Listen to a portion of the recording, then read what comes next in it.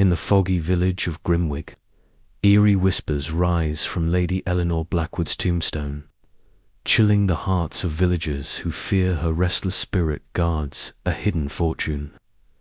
Sherlock Holmes and Dr. Watson arrive to unravel the mystery, uncovering cryptic scratches, a glowing chemical, and a cunning phonograph rigged to deceive. As they navigate a web of greed involving a desperate heir, a scheming medium, and a complicit doctor, Holmes' razor-sharp deduction reveals a plot to scare the village and claim the treasure. Will Holmes solve the enigma before the whispers? Claim another victim? Dive into a thrilling tale of logic triumphing over superstition. Chapter 1. The Mysterious Summons. The autumn of 1895 had draped London in a shroud of fog so thick that even the gaslight struggled to pierce its gloom. From the window of our modest lodgings at 2-1B Baker Street, I, Dr. John H. Watson, watched as the world beyond dissolved into a swirling haze of grey. The clatter of hooves and the cries of street vendors were muffled, as though the city itself held its breath. Inside, the air was warm, scented with the familiar Thames of tobacco from Sherlock Holmes' pipe and the faint mustiness of old books stacked haphazardly about the room. Holmes sat in his armchair by the fire, his lean frame silhouetted against the flickering flames. His violin lay abandoned on the table, its bow dangling precariously at the edge, a testament to his restless mood. For days he had been without a case to occupy his singular mind, and the idleness was beginning to fray his nerves. I had seen this before his sharp intellect, when unengaged, turned inward, like a blade cutting at its own sheath. "Really, Holmes," I ventured, setting aside my newspaper, "you must find something to occupy yourself. Surely there's a puzzle in one of those telegrams piling up on the mantel." Holmes exhaled a plume of smoke, his grey eyes narrowing. "Puzzles, Watson. The world is full of them, but most are beneath my notice. Lost cats and petty thefts are worthy of my methods." He tapped the ash from his pipe into a saucer. "What I require is something extraordinary." As if in answer to his lament, a sharp rap sounded at the door.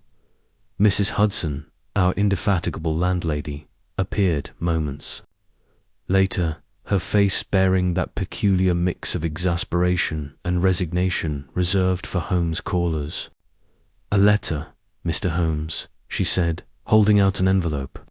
"Delivered by hand, and the boy said it was urgent." Holmes took the envelope with a flicker of interest, his long fingers tearing it open with surgical precision. I watched as his eyes scanned the contents, his expression shifting from ennui to keen alertness. Well, he murmured, passing the letter to me. "It seems the extraordinary has found us." The letter was written on heavy, cream-coloured stationery, its ink bold and precise. It read, "Grimwig, Rectory, Grimwig, October 14th, 1895, dear. Mr. Sherlock Holmes, I write to you in a state of considerable distress.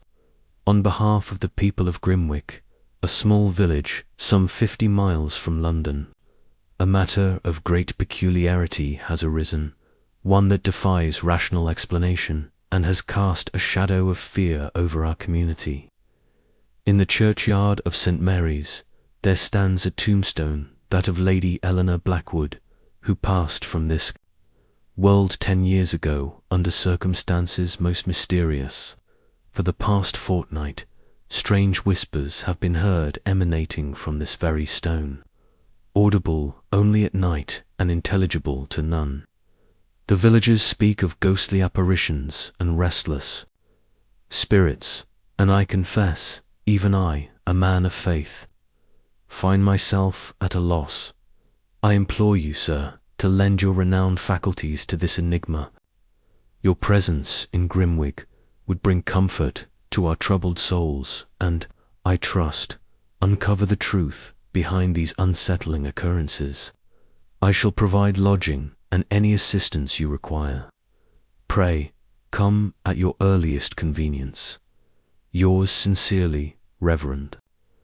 Thomas Haley looked up from the letter, my mind already conjuring images of spectral voices and haunted graves.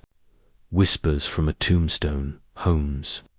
Surely this is some prank or village superstition. Holmes leaned back, steepling his fingers. Superstition, Watson, is the refuge of the unimaginative. Whispers, you say. Whispers require a source be it human, mechanical, or otherwise. This is no ghost story. It is a puzzle, and I intend to solve it. He sprang from his chair, his energy restored. Pack your bag, Watson. We leave for Grimwick at dawn.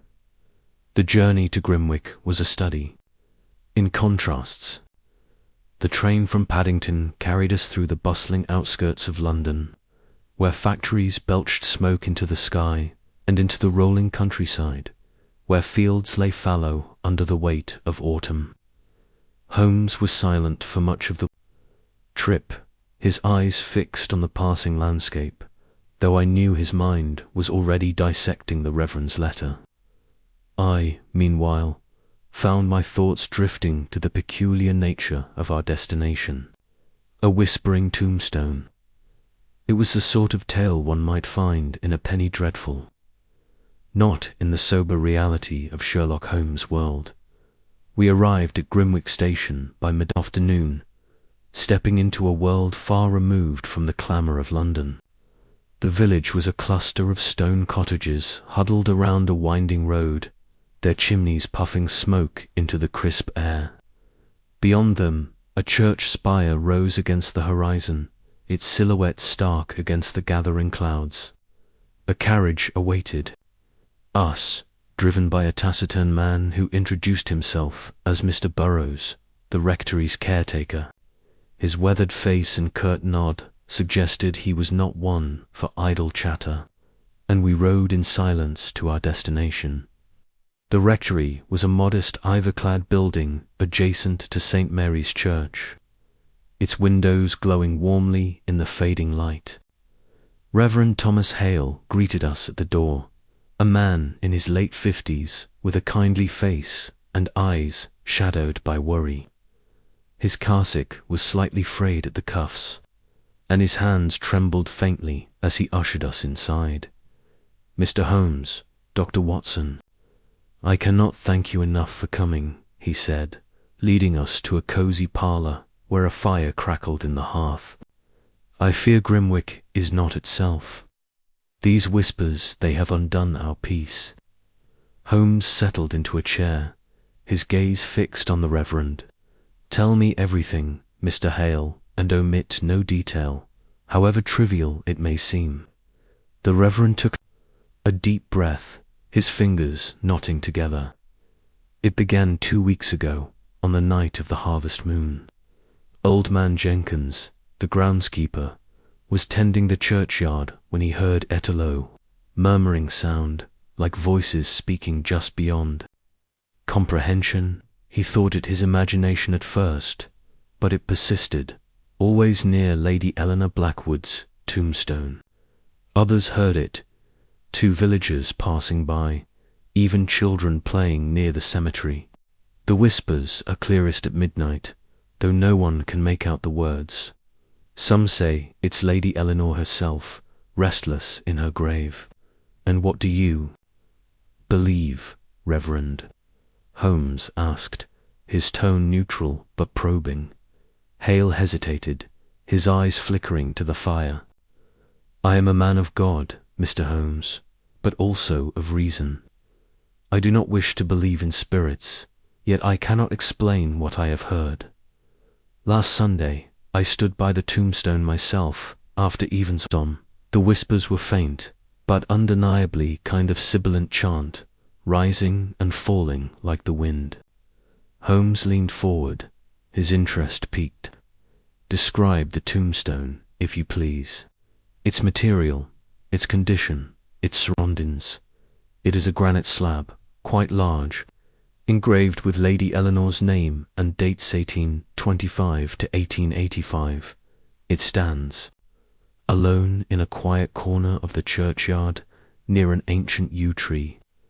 The stone is weathered but intact, save for some odd scratches I noticed recently, though I thought little of them at the time. Scratches. Holmes' eyes gleamed. We shall examine them presently. Tell me of Lady Eleanor Blackwood.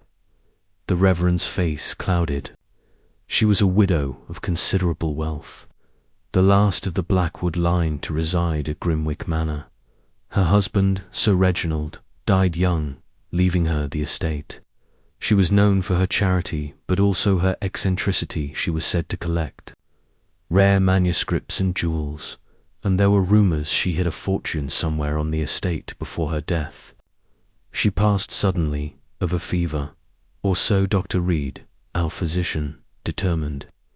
Her nephew, Sir Henry Blackwood, inherited the manor, but he has fallen on hard times. Holmes nodded, his mind clearly racing. And these rumours of a hidden fortune do? They persist. Oh yes, Hale replied. Some believe the whispers are Lady Eleanor guarding her treasure, or perhaps guiding someone to it. The villagers are divided, half fear a curse, half hope for riches. Holmes rose abruptly. Thank you, Reverend. Watson, let us waste no time. The churchyard awaits. The churchyard of St. Mary's was a sombre place, its gravestones leaning like silent sentinels in the twilight. The air was heavy with the scent of damp earth and decaying leaves, and the yew tree cast long shadows over Lady Eleanor's tombstone. It was, as Hale described, an imposing slab of granite, its surface etched with elegant script, Eleanor Blackwood, 1825 to 1885, beloved in life, mourned in death. The scratches the Reverend mentioned were faint but numerous, clustered near the base as though made by a tool or claw. Holmes knelt beside the stone, his magnifying glass catching the last rays of sunlight. Interesting, he murmured, tracing the scratches with a gloved finger. These are not natural wear, Watson. They are deliberate, though haphazard. And here he pointed to a faint discoloration at the stone's edge. A residue, possibly chemical. I shall need a sample.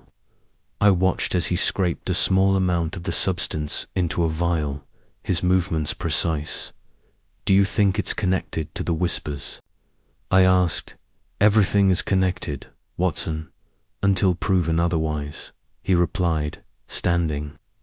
The whispers, the scratches, the residues, they form a pattern, and I intend behind a low wall. The village was silent, save for the occasional hoot of an owl. At precisely midnight, the whispers began.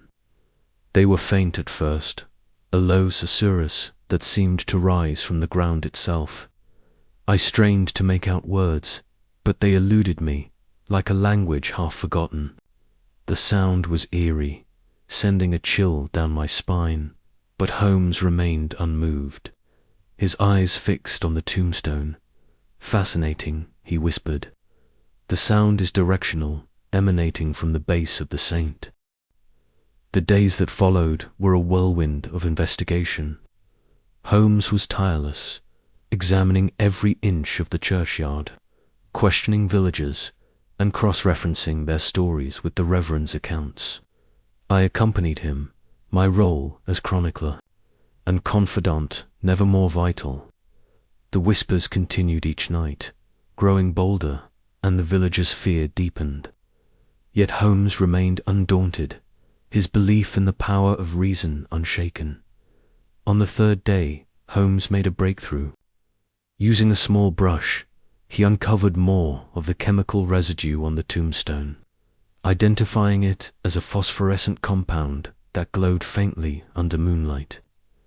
This is no accident, Watson, he said, holding up the vial. Someone has applied this deliberately. likely to enhance the illusion of a supernatural presence. The whispers, the glow, they are part of a carefully crafted deception. But to what end? I asked, my mind grappling with the complexity of the scheme. Holmes smiled, a glint of triumph in his eyes. That, Watson, is what we shall discover. The tombstone is not merely a monument. It is a stage, and someone is directing this performance. We must find the puppeteer. As we prepared for another night in the churchyard, I felt a surge of anticipation. The enigma of the whispering tombstone was unraveling, and with Holmes leading the way, I had no doubt we would soon face the truth, whatever it might be.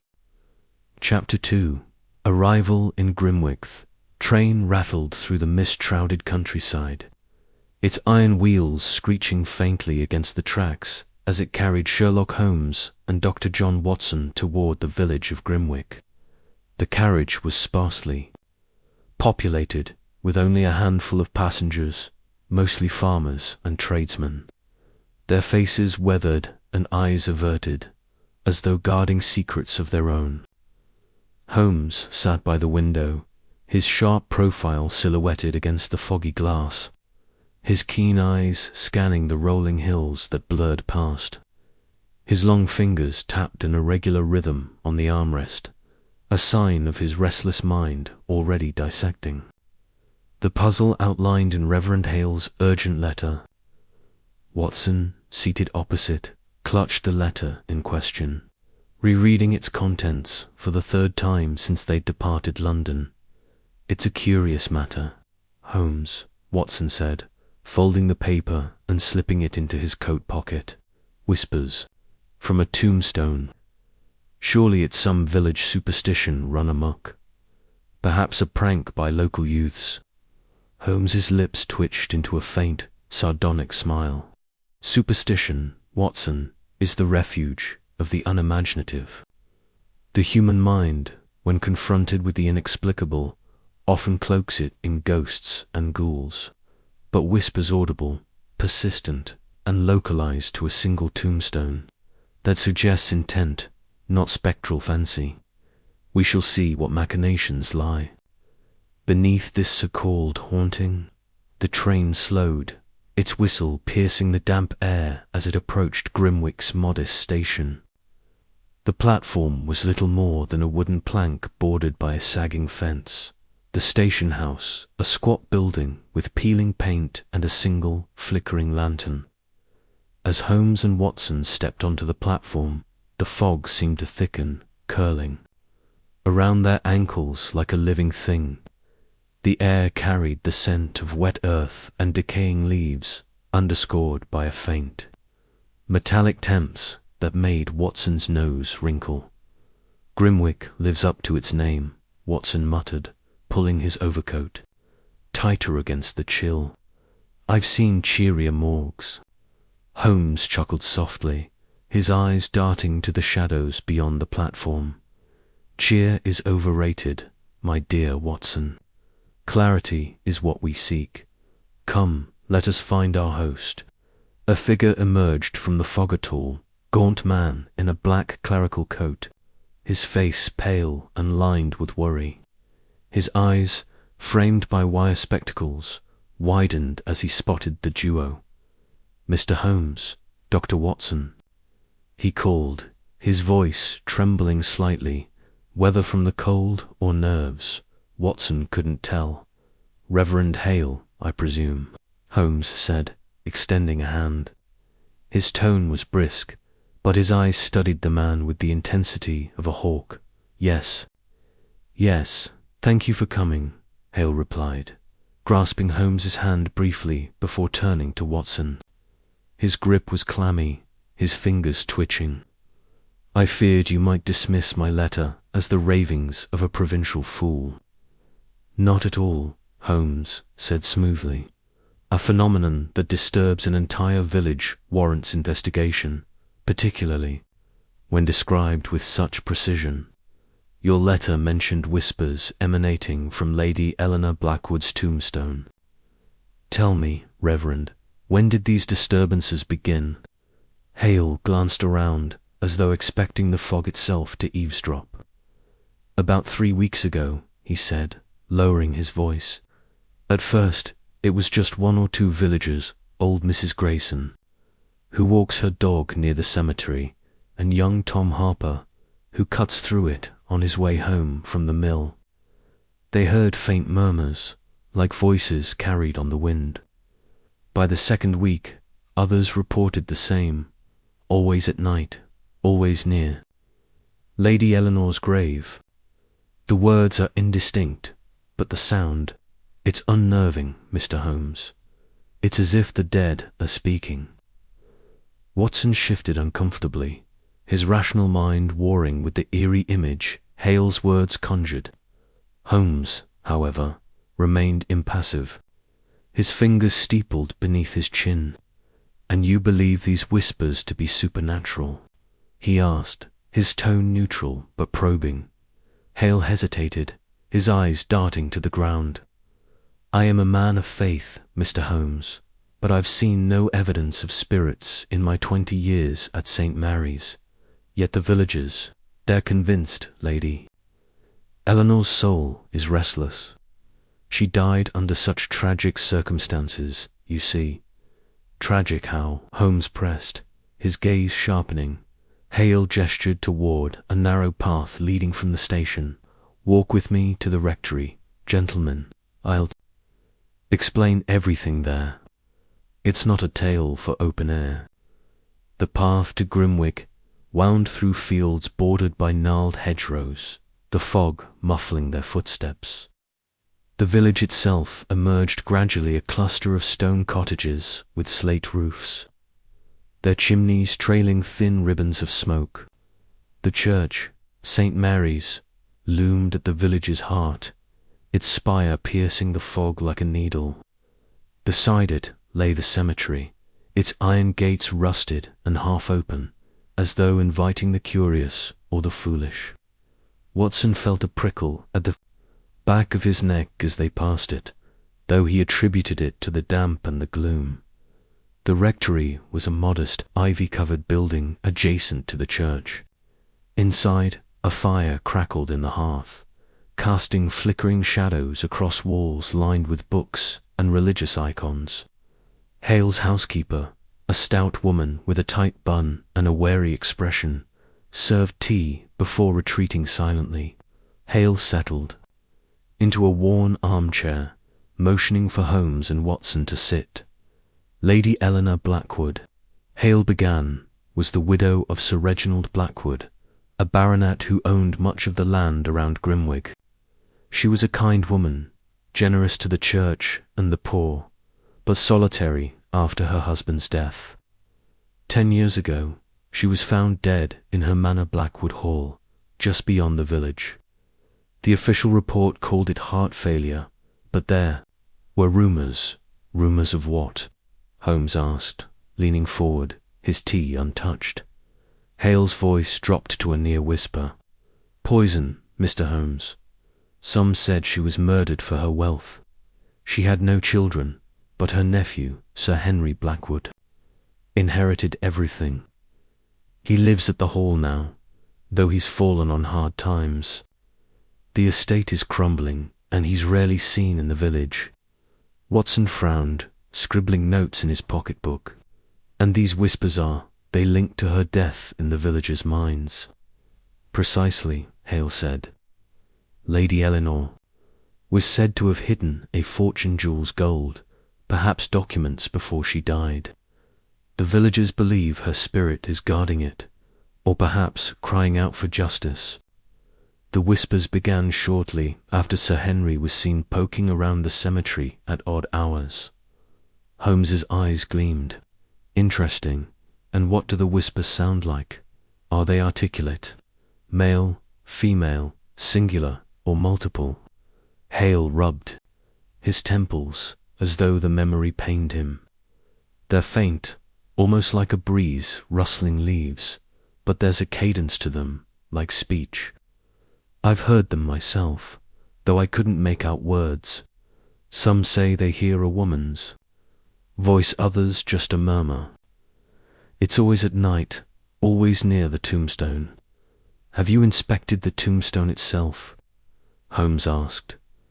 I'm no detective, Hale admitted. It's an old granite slab, weathered but intact. I didn't notice anything unusual. But then, I wasn't looking for clues. The villagers avoid it now, especially after dark. Holmes nodded, his mind clearly racing. We shall examine it ourselves tomorrow. For now, tell me about the village. Who else might have a stake in this matter? Hale hesitated, then listed a few names. Mrs. Clara Vance, a self-proclaimed medium who'd been holding séances to commune with Lady Eleanor. Dr. Mortimer Reed, the physician who'd declared Eleanor's death natural. And Old Man Jenkins, the cemetery groundskeeper, who'd been acting strangely since the whispers began. They're all respected, in their way, Hale said, but these events have stirred suspicion. Grimwick is a small place, Mr. Holmes. Secrets don't stay buried long. Watson glanced at Holmes, expecting a quip about the irony of buried. Secrets in a cemetery, but Holmes was already on his feet, pacing the room. We'll need rooms at the local inn, he said, and a map of the village, if you have one. I want to understand its layout before we proceed. Hale produced a hand-drawn map, crude but serviceable, and offered to escort them to the Blackthorn Inn. The walk through Grimwig was quiet.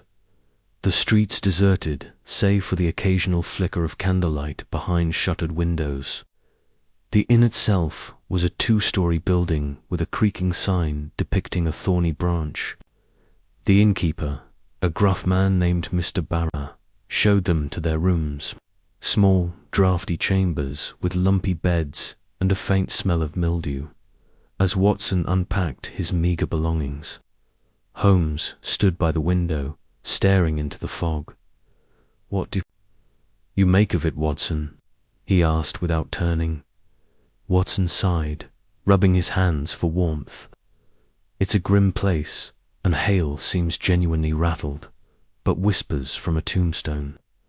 It's either a clever trick or... Well, I don't believe in ghosts, but it's unsettling. Holmes turned, his expression one of faint amusement. Unsettling, yes, but not inexplicable. The human ear is easily deceived, and the human mind even more so. Tomorrow we'll visit the cemetery and see what secrets Lady Eleanor's tombstone holds. For now, rest. I suspect Grimwick will keep us busy. Watson nodded, though sleep felt distant. The fog pressed against the window, and somewhere in the distance, he thought he heard a faint rustle, like whispers on the wind. He shook his head, dismissing it as imagination, and climbed into bed. Holmes, however, remained at the window, his silhouette a dark sentinel against the night. Ease and Watson set out for the cemetery, guided by Hale's map. The village was stirring now, with villagers casting wary. That night, Watson lay awake, the creak of the inn's timbers blending with the distant howl of wind. He thought of the tombstone, the scratches, the glow Tom described. Holmes's logic was unassailable, but the mystery felt alive, as though Grimwick itself were whispering secrets. He drifted into an uneasy sleep, dreaming of fog and voices that vanished when he reached for them. Holmes, meanwhile, sat by the window, his pipe glowing faintly in the dark. The vial of residue rested on the table, its contents catching the moonlight. He didn't believe in ghosts, but he knew the power of human greed and ingenuity. Somewhere in Grimwig, someone was pulling strings, and Sherlock Holmes was determined to cut them the next day. They set out for Blackwood Hall, a sprawling manor on the village's outskirts. The road was rutted, the fields overgrown, and the Hall itself was a shadow of its former glory, its windows cracked, its stonework crumbling. As they approached, a figure watched from an upper window, then vanished behind a curtain. Watson felt a chill, but Holmes's stride never faltered. "Welcome to the heart of the mystery," Holmes said, knocking sharply on the door. "Let us see what Sir Henry Blackwood has to say." The door creaked open, revealing a butler with a face like weathered parchment. "Mr. Holmes?" he asked, his voice thin. "Sir Henry is expecting you." As they stepped inside, the air grew heavy with the scent of dust and neglect. Blackwood Hall was a maze of shadowed corridors and faded portraits, a fitting stage for the secrets Holmes was about to unravel. Somewhere in its depths, the truth awaited, and Sherlock Holmes was ready to find it. Chapter 3: The Whispering Tombstone. The fog clung to Grimwig like a shroud as Sherlock Holmes and Dr. John Watson made their way through the village's winding lanes toward the ancient cemetery. The air was damp, heavy with the scent of moss and earth, and the distant hoot of an owl punctuated the stillness. The street lamps, few and far between, cast feeble pools of light that barely pierced the mist. Watson, bundled in his overcoat, glanced at Holmes, whose sharp eyes gleamed with anticipation beneath the brim of his deerskin. The detective's stride was brisk, purposeful, as if the mystery itself were pulling him forward. They reached the cemetery gate, a rusted iron affair flanked by crumbling stone pillars. Reverend Thomas Hale, who had met them at the station earlier that evening, awaited them, his lantern casting a wavering glow. The Reverend, a wiry man with a perpetually anxious expression, wrung his hands as he spoke. "Mr. Holmes, Dr. Watson, I'm grateful you've come. The villagers are beside themselves. They say it's Lady Eleanor's spirit, but I don't know what to believe." Holmes raised a hand, silencing the Reverend's nervous chatter. "Facts, Reverend Hale, not beliefs. Describe precisely what has been observed." Hale swallowed, his Adam's apple bobbing. "It's the tombstone, sir. Lady Eleanor Blackwood's at night. Whispers come from it, strange, mournful sounds, like a woman's voice. No one can make out the words, but they're clear enough to send shivers down your spine. It's been happening for a fortnight now. Always after midnight." Holmes's lips curved into a faint smile, the kind that suggested he was already dissecting the problem in his mind. "After midnight, you say? Consistent timing is rarely the work of spirits. Lead on, Reverend." The trio passed through the gate, their footsteps crunching on the gravel path. The cemetery was ancient, its headstones weathered and tilted, some half swallowed by the earth. Yew trees loomed overhead, their gnarled branches twisting like skeletal fingers against the foggy sky. Lady Eleanor's tombstone stood near the center, a tall grey slab of granite engraved with elegant script. It was newer than its neighbours, yet already bore the faint green stain of lichen. Holmes knelt beside the tombstone, his gloved hands hovering over its surface. He produced his magnifying glass from an inner pocket and leaned closer, his eyes darting across the stone. Watson watched, accustomed to his friend's meticulous methods, but always fascinated by the intensity of his focus. The detective traced his fingers along the edges of the inscription. "Eleanor Blackwood, beloved wife and aunt, taken too soon, 1865 to 1915. Below the epitaph, he paused, his magnifying glass lingering over a series of faint scratches, barely visible in the lantern's light. "Curious," Holmes murmured. "These marks are recent, Watson, not the work of time or weather. They're deliberate, though haphazard, as if made in haste." He tilted his head, examining the stone from another angle. And here do you see this faint sheen? A residue, perhaps chemical, in nature. Watson squinted, but the dim light revealed little to his untrained eye. Chemical? You think someone tampered with the stone? Holmes didn't answer immediately. Instead, he scraped a small sample of the residue onto a glass slide, sealing it in a vial for later analysis. The stone itself is unremarkable granite, yet it bears traces of something unusual.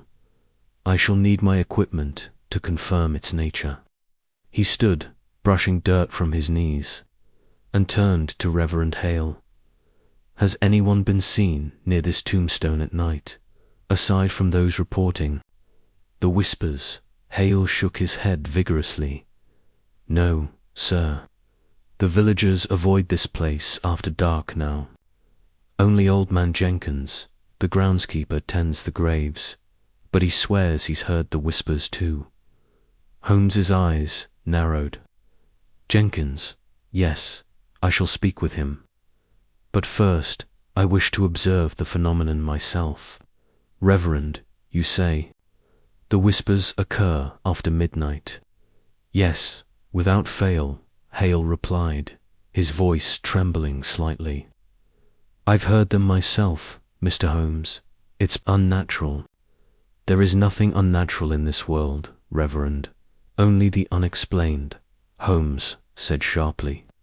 Watson, we shall return tonight. I want to hear these whispers for myself. As the clock in Grimwig's church tower struck midnight, Holmes and Watson positioned themselves behind a crumbling mausoleum, a vantage point offering a clear view of Lady Eleanor's tombstone. The fog had thickened, muffling the sounds of the village and lending the cemetery an eerie stillness. Watson shifted uncomfortably, his revolver tucked inside his coat pocket, precaution he insisted on despite Holmes's dismissive wave. Really? Watson, a firearm against a ghost? Holmes had teased earlier, but Watson's instincts as a former army surgeon refused to be swayed by logic alone. Now, as they waited, Watson strained his ears for any sound. The night was silent save for the occasional rustle of leaves or the distant bark of a dog. Holmes, motionless beside him, seemed almost part of the shadows, his eyes fixed on the tombstone. Minutes stretched into an hour, and Watson's legs began to cramp from crouching. He was about to suggest a change of position when a faint sound reached his ears. It was a whisper, low and indistinct, like a breath carried on the wind. Watson froze, his heart quickening. The sound grew clearer, not words, but a mournful, almost melodic murmur, rising and falling in a cadence that seemed to emanate from the tombstone itself. He glanced at Holmes, expecting skepticism, but the detective's expression was one of intense concentration. Fascinating, Holmes whispered, his voice barely audible. He crept forward, moving with the stealth of a cat, and Watson followed, his hand resting on his revolver. The whispers continued, unbroken, as they approached the tombstone. Holmes knelt again, pressing his ear close to the stone, then to the ground beside it. He frowned, his fingers probing the earth. The sound is strongest here, he said softly. It's not coming from the air, Watson, but from below. A mechanical source, perhaps concealed beneath the soil. Watson stared, incredulous. A machine in a cemetery. But who would? Holmes held up a hand, silencing him. The whispers abruptly ceased, leaving the night eerily silent. Holmes stood, his gaze sweeping the cemetery. Someone knows where. Here, he said. Or the device is timed to stop. Either way, this is no spectral phenomenon. Come, Watson, let us examine the ground more closely. They circled the tombstone, Holmes using a small trowel to dig gently at the base. The soil was loose, recently disturbed, though no obvious mechanism was visible. Holmes paused, his eyes catching a glint of metal half buried in the dirt. He extracted a small, tarnished gear, no larger than a shilling, and held it up to the lantern's light. A component of a phonograph, perhaps, he mused. Crude, but effective. Someone has gone to great lengths to create the illusion of a haunting. Watson's mind raced. But why? To scare people away, or to draw attention to the tombstone? Holmes pocketed the gear, his expression unreadable. Both are possible. The scratches, the residue, the gerrel point to human intervention. The question is whose, and to what end? We shall need to speak with Jenkins at first light. His boots. Watson, did you notice the tread marks near the grave earlier? They matched the pattern I observed on his shoes when we arrived. Watson blinked, realizing he'd missed the detail entirely. You think Jenkins is involved? I think Jenkins knows more than he's told us, Holmes replied, and I intend to find out what. The next morning, the sun struggled to pierce the fog that still blanketed Grimwig. Holmes and Watson returned to the cemetery, where they found old man Jenkins raking leaves near a row of headstones. The groundskeeper was a stooped, grizzled figure with a face like weathered leather. His eyes darted nervously as Holmes approached, his rake pausing mid-swipe. Mr. Jenkins, Holmes began, his tone deceptively casual. You've worked this cemetery for many years, I presume. I nigh on 30, Jenkins replied, his voice gruff. Seen a lot in my time, but nothing like these whispers. Holmes nodded, pacing slowly around the man. Indeed. Tell me, have you noticed anyone tampering with Lady Eleanor Tombstone, or perhaps seen anything unusual at night? Jenkins shook his head, his grip tightening on the rake. No, sir, just the whispers, like I told the Reverend. Gives me the chills, it does. Holmes stopped, his eyes locking onto Jenkins. Curious, then, that the tracks around the tombstone match the soles of your boots. And this, he produced the small gear from his pocket, holding it up. Found near the grave. Part of a machine, perhaps. You wouldn't know anything about that, would you? Jenkins's face paled, and he took a step back. I don't know what you're talking about, sir. I just tend the graves. Holmes's smile was thin, almost predatory. Come now, Jenkins. Your hands are calloused, but not from raking alone. I detect the faint scent of machine oil on your coat. You've been working with mechanical devices, haven't you? Jenkins stammered, his eyes darting toward the cemetery gate. For a moment, Watson thought he might bolt, but Holmes stepped closer, his presence commanding. Speak, man. The truth will serve you better than silence. I didn't do nothing wrong, Jenkins blurted. I saw messing with the ground. I didn't say nothing 'cause I was scared they'd come for me. Holmes's eyes gleamed. A cloaked figure, you say? Male or female? Tall or short? Couldn't tell, Jenkins said, shaking his head. It was dark, and the fog was thick. I swear, that's all I know. Holmes, Studi. Chapter 4. The Blackwood Legacy, the fog that clung to Grimwig. Like a shroud, seemed to thicken as Sherlock Holmes and Dr. John Watson settled into their temporary quarters at the Black Boar in the creaking, timber-framed establishment that stood at the village's heart. The inn's low ceilings and smoky air carried the weight of centuries. Its walls adorned with faded portraits and tarnished brass fixtures. The landlord, a stout man named Mr. Gideon Pratt, had greeted them with a mixture of curiosity and wariness, his eyes darting as if expecting trouble to follow the strangers. Holmes, ever observant, noted the man's calloused hands and the faint tremor in his voice when he spoke of the villagers' recent troubles. Watson, meanwhile, was preoccupied with the chill seeping through the inn's draughty windows, pulling his coat tighter as they ascended the narrow staircase to their rooms.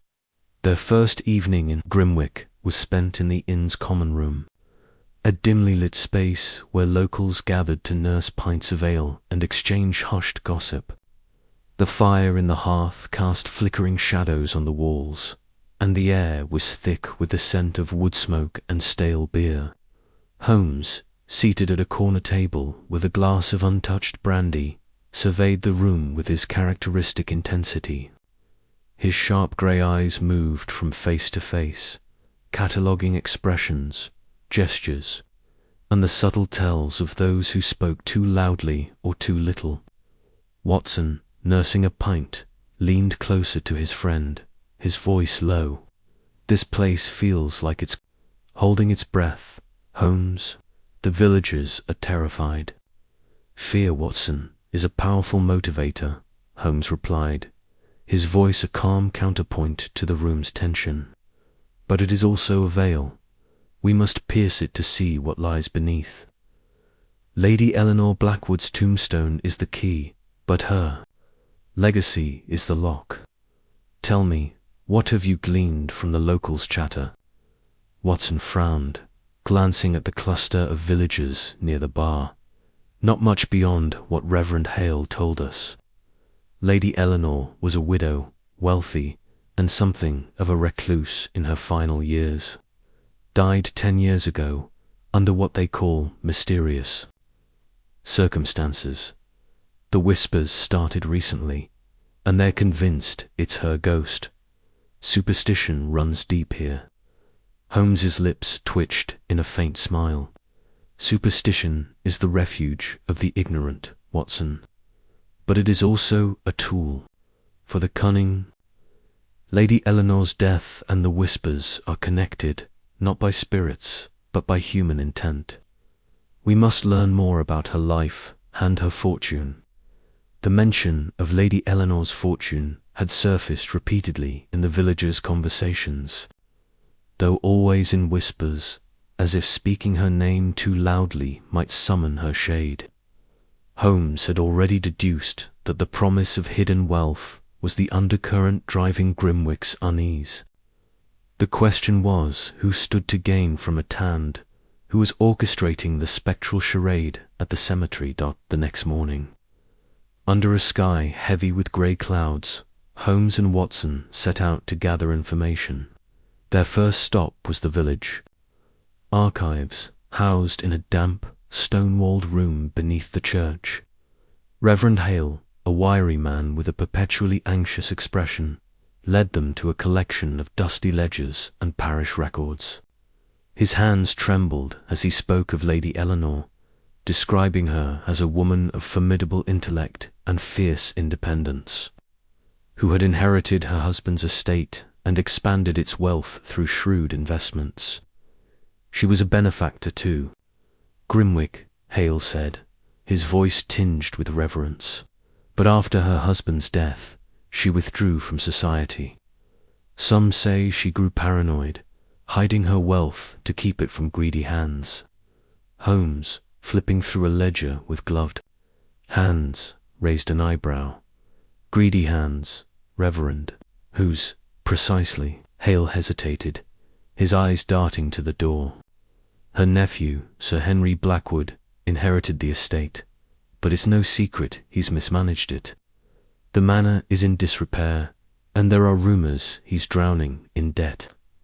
Some believe he's been searching for a rumoured fortune Lady Eleanor hid before her death." Holmes's fingers paused on a page listing the Blackwood estate's holdings. "And what of her death? The villagers call it mysterious. What do you know?" Hale's face paled. "It was sudden, a fever," Dr. Reed said. "But there were whispers, forgive the term, that it wasn't natural.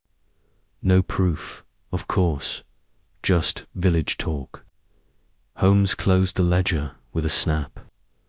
Village talk, Reverend, is often the shadow of truth. We shall speak with Sir Henry directly. The Blackwood Manor, a sprawling Gothic pile on the outskirts of Grimwick, was a testament to faded glory. Its ivy-clad walls were crumbling, and the windows stared out like hollow eyes. Sir Henry Blackwood, a man in his late 30s with a haggard face and bloodshot eyes, received them in a cavernous drawing-room. The air was heavy with the scent of mildew and old cigar smoke. Sir Henry's manner was polite but strained, his fingers drumming on the arm of his chair as he spoke. "My aunt was a difficult woman," he said, his voice clipped. "Generous, yes, but secretive. She spoke often of her wealth, but never revealed where it was kept. After her death, I searched the manor, every room, every cupboard, nothing. The estate's funds dwindled, and I've had to make do." Holmes's eyes narrowed, and the whispers at her tombstone. "What do you make of them?" Sir Henry laughed, a hollow sound. "Ghosts, rubbish, likely some village prankster, but it's driven people away from the cemetery, which suits me. Fine. I've been meaning to search the grounds, dare discreetly, of course." Watson, seated beside Holmes, shifted uncomfortably. "Search the grounds? For what?" Sir Henry's gaze flickered. "Family heirlooms, papers, perhaps. My aunt was fond of puzzles. She might have hidden something valuable." Holmes leaned forward, his voice soft but piercing. "And have you searched the tombstone itself, Sir Henry, or employed others to do so?" The question hung in the air like a blade. Sir Henry's face tightened, but he shook his head. "I've not touched the cemetery. It's sacred ground. But I won't deny I'm desperate. Creditors are circling, Mr. Holmes. If there's a fortune, I need it." As they left the manor, Watson glanced at Holmes. "He's hiding something, isn't he?" "Undoubtedly," Holmes replied, his eyes gleaming. "Sir Henry's desperation is palpable, and his interest in the cemetery is no coincidence. But he is not alone in this game. We must cast a wider net." Their next stop was the home of Mrs. Clara Vance, the village medium, whose reputation for communing with spirits had grown since the whispers began. Her cottage was a cluttered shrine to the occult, filled with candles, crystal balls, and draped fabrics that gave the air a cloying sweetness. Mrs. Vance, a woman of middle age with sharp eyes and a theatrical demeanor, welcomed them with a practiced smile. "I've spoken to Lady Eleanor's spirit," she declared, gesturing to a velvet-draped table. "She is restless, angry. Her fortune was stolen from her, and she seeks justice." Holmes's expression remained impassive. "And how, madame, does her spirit convey this to you?" Mrs. Vance's smile faltered. "Through signs, whispers in the dark. I hear them during my seances." "Convenient," Holmes said dryly. "We shall attend your next séance, Mrs. Vance.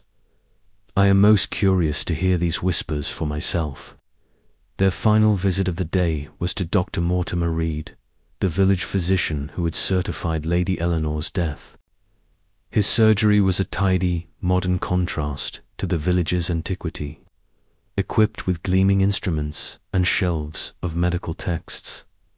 Dr. Reed, a lean man with a precise manner, greeted them courteously but with a hint of unease. "I examined Lady Eleanor myself," he said, adjusting his spectacles. "A fever took her quickly. There was nothing suspicious about it, despite what the villagers say. As for the whispers, I've no time for such nonsense." Holmes's gaze lingered on a locked cabinet in the corner. "You are a man of science, Dr. Reed. Have you ever worked with phonographs or mechanical devices? Reed blinked, caught off guard. Phonographs? No, I'm a doctor, not an engineer. Yet you have a workshop, do you not? Holmes pressed. I observed tools and wires in your back room as we entered. Reed's composure slipped for a moment. A hobby, nothing more. I tinker with clocks and the like. Holmes nodded, but his eyes betrayed his skepticism. As they left the surgery, Watson whispered, You suspect him, don't you? I suspect everyone, Watson Holmes replied. But Dr. Reed's workshop and Sir Henry's desperation are threads in the same web. The Tombstone's whispers are no accident, they are a calculated distraction. Tomorrow we return to the cemetery. The truth lies there, buried but not silent. That night, back at the Black Boar Inn, Holmes sat by the window, his pipe sending curls of smoke into the air. Watson, reviewing his notes, felt the weight of the day's discoveries. It's a tangled mess, Holmes. Sir Henry's debts, Mrs. Vance's seances, Dr. Reed's workshop. How does it all connect? Holmes exhaled a plume of smoke, his eyes distant. It connects through greed, Watson. Lady Eleanor's fortune is the prize, and the W.S. poring over Lady Eleanor's correspondence, which hinted at a hidden vault but offered no clear location. He interviewed villagers, noting their fear of the cemetery and their reluctance to speak openly about Sir Henry or Dr. Reed. Mrs. Vance's seances, he learned, had become a lucrative business, drawing outsiders desperate to contact the dead. Each piece of information was a thread. Chapter 5. The groundskeeper's tale. The morning sun struggled to pierce the thick fog that clung to Grimwig like a shroud, casting the village in a perpetual twilight. Sherlock Holmes and Dr. John Watson made their way along the uneven cobblestone path leading to the cemetery, their footsteps muffled by the damp air. Holmes, as always, walked with a brisk purpose, his keen eyes scanning the surroundings, while Watson trailed slightly behind, his mind still turning over the eerie whispers they had heard the previous night.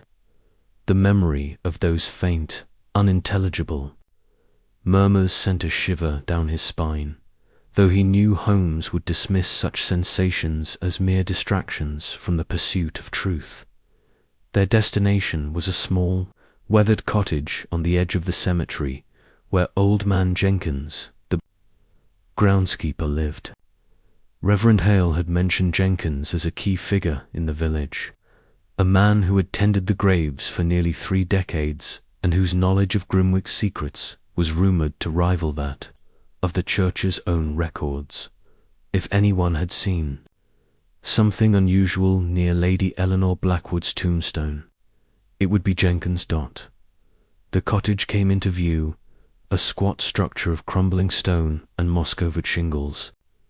Its windows were small and grimy, offering little view of the interior, and a faint plume of smoke curled from the chimney, suggesting a fire within.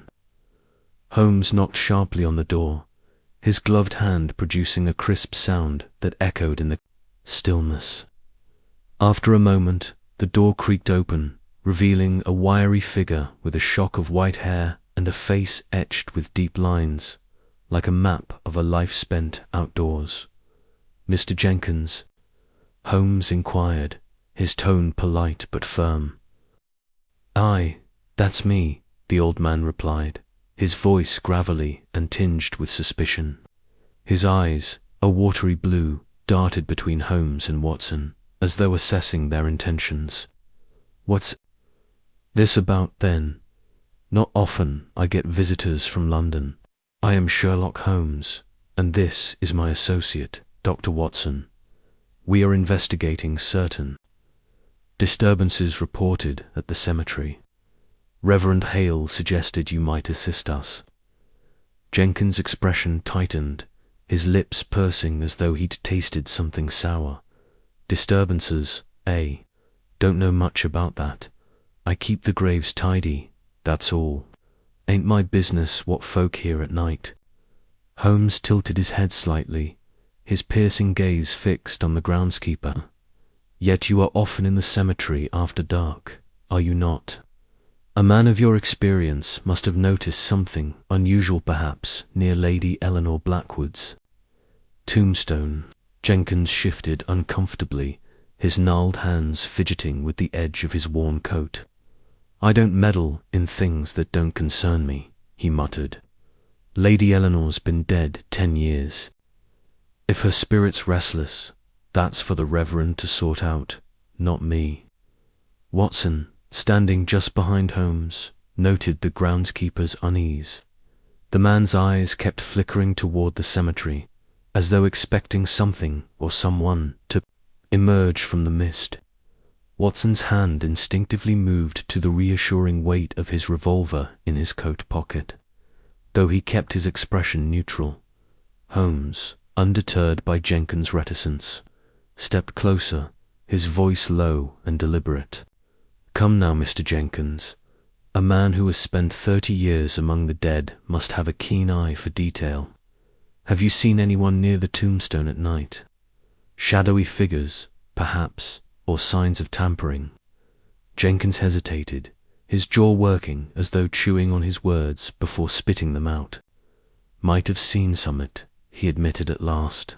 Shadows, like you say, moving quick near the Blackwood plot. But it's dark, and my eyes ain't what they used to be. Could have been foxes, for all I know. Foxes, Holmes repeated, his tone carrying a faint edge of skepticism. And did these foxes leave tracks? Or perhaps they whispered in the night, as the villagers claim. Jenkins' face reddened, and he took a step back, his hand gripping the doorframe. I don't know nothing about whispers. I told you I mind my own business. You want to know about the cemetery? Go poke around yourself. I've got work to do. Holmes raised a hand, his gesture placating but his eyes unyielding. One moment, Mr. Jenkins. Before we leave, I would like to inspect your boots. The groundskeeper froze, his expression a mixture of confusion and alarm. My boots? What for? A simple matter of observation, Holmes replied smoothly. The ground near Lady Eleanor's tombstone is soft, and I noted distinct footprints there yesterday. It would be useful to compare them. Jenkins' eyes widened, and for a moment Watson thought the old man might slam the door in their faces. But after a tense pause, Jenkins stepped back, muttering under his breath, and retrieved a pair of muddy boots from beside the hearth. He thrust them toward Holmes with a scowl. Here, look all you want. Ain't nothing special about 'em. Holmes took the boots, turning them over in his hands, with the care of a jeweler examining a rare gem. He ran his fingers along the soles, noting the pattern of wear and the clinging mud. Fascinating, he murmured, his eyes narrowing. These treads bear a striking resemblance to the tracks near the tombstone. The same irregular gouge on the left heel, the same pattern of studs. Quite a coincidence, wouldn't you say? Jenkins' face paled, and he crossed his arms defensively. I work in the cemetery, don't I? Course my boots match tracks there. I'm always walking through, clearing weeds, fixing stones. Don't mean I'm up to no mischief. Indeed, Holmes said, his voice deceptively mild. Yet, the tracks I observed were fresh, made within the last 2 nights, and concentrated around Lady Eleanor's grave. A curious place for routine maintenance, wouldn't you agree? Jenkins opened his mouth to protest, but no words came. His hands trembled slightly, and he turned away, busying himself with stoking the fire. I don't know what you're getting. He said finally. "I've told you what I know. Now, if you'll excuse me, I've got graves to tend." Holmes set the boots down carefully, his expression unreadable. "Very well, Mr. Jenkins. We shall not detain you further now. But I advise you to remain in Grimwig. I may have more questions." As they left the cottage, Watson glanced back at Jenkins, who stood in the doorway, watching them with a mixture of fear and defiance. The fog had thickened, obscuring the cemetery beyond, and Watson felt a prickle of unease. "Holmes," he said quietly, "do you think Jenkins is involved? He seemed awfully nervous." Holmes did not reply immediately, his eyes fixed on the path ahead. "Nervous, yes," he said at last. "But whether from guilt or fear of something else remains to be seen. His boots confirm he was near the Tombstone recently, yet his demeanor suggests he is not the mastermind of this affair. Jenkins is a piece of the puzzle, Watson, but not the whole picture." They walked in silence for a moment, the crunch of gravel underfoot the only sound in the oppressive quiet. Watson's mind raced, trying to piece together the fragments of the case, the whispers, the tombstone, the chemical residue Holmes had found. None of it made sense yet, but he trusted Holmes to unravel the mystery. "What's our next step?" he asked. Holmes' lips curved into a faint smile, the kind that signaled his mind was already several steps ahead. "We return to the cemetery, Watson. There is more to Lady Eleanor's grave than meets the eye. I suspect the tombstone itself holds the key to this enigma, and I intend to uncover it." The cemetery was, as they had left it, a labyrinth of weathered stones and gnarled trees shrouded in mist.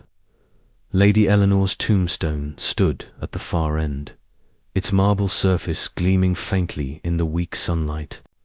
Holmes approached it with the intensity of a predator stalking its prey, his magnifying glass already in hand. He knelt beside the stone, his fingers tracing the peculiar scratches he had noted the previous day. "These marks are not random," he said, his voice low.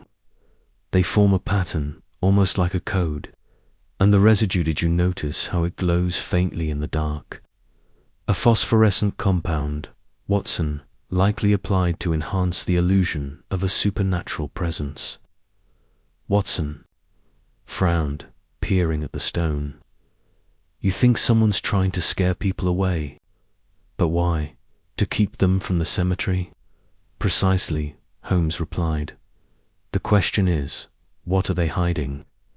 Lady Eleanor's fortune, perhaps, or something else entirely.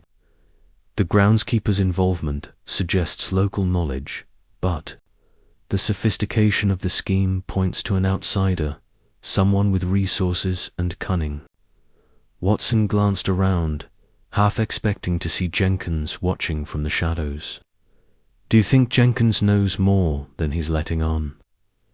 "Undoubtedly," Holmes said, standing and brushing the dirt from his knees. "But he is a small fish. In a larger pond, we must cast our net wider, Watson. Tonight, we shall return to the cemetery and keep watch. If our shadowy figures are as active as Jenkins claims, we may catch them in the act." The rest of the day passed in a blur of activity. Holmes spent hours poring over maps of the cemetery, cross-referencing them with village records borrowed from Reverend Hale Watson. Meanwhile, interviewed several villagers at Thurves Blending. Into the shadows, as they made their way to the cemetery, they took up position behind a crumbling mausoleum with a clear view of Lady Eleanor's tombstone. The air was heavy with the scent of damp earth and decaying leaves. Jenkins frowned, rubbing his chin. Tall he was, thin like a reed, spoke proper like you do, but with a bit of a drawl.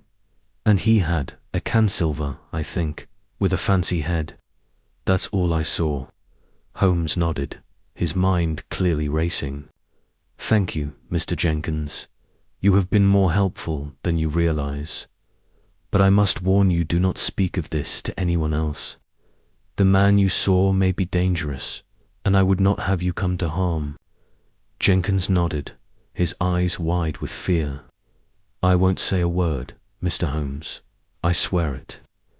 As they left the cottage, Watson turned to Holmes, his curiosity piqued. "A tall man with a silver cane," he said. "That could be Sir Henry Blackwood. He fits the description, and he's desperate for money. Do you think he's behind the phonograph?" Holmes' eyes gleamed with the thrill of the chase.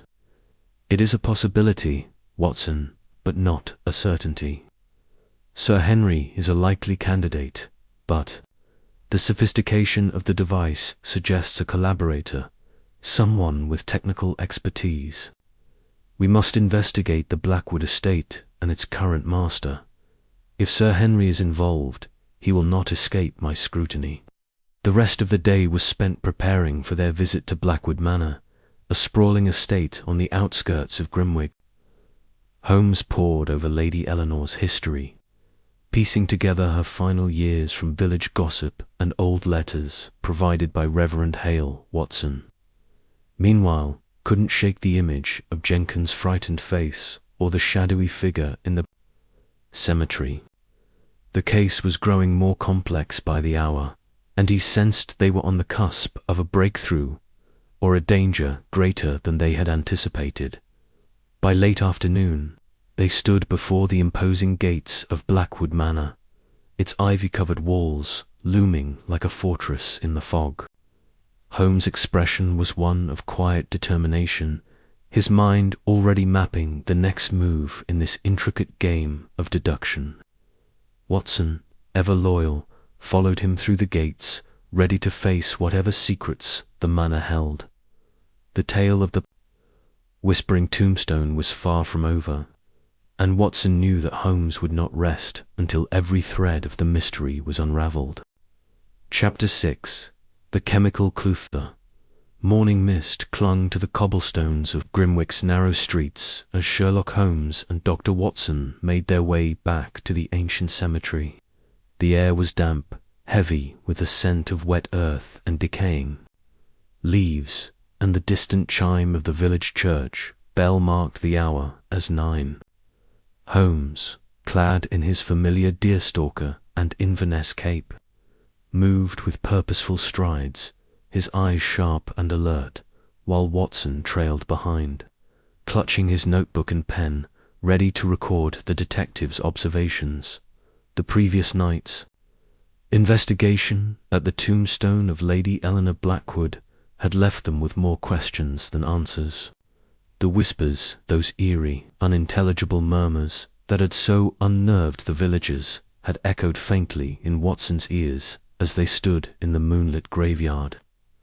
Holmes, however, had dismissed the supernatural with a wave of his hand, his mind already racing toward a rational explanation.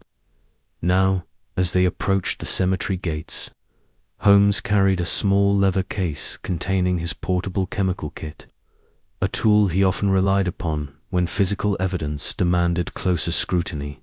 "Watson," Holmes said, pausing at the rusted iron gate, "you will recall the faint residue I observed on Lady Eleanor's tombstone last night. A peculiar sheen, almost luminescent under the moonlight. I suspect it may hold the key to unravelling this so-called ghostly mystery."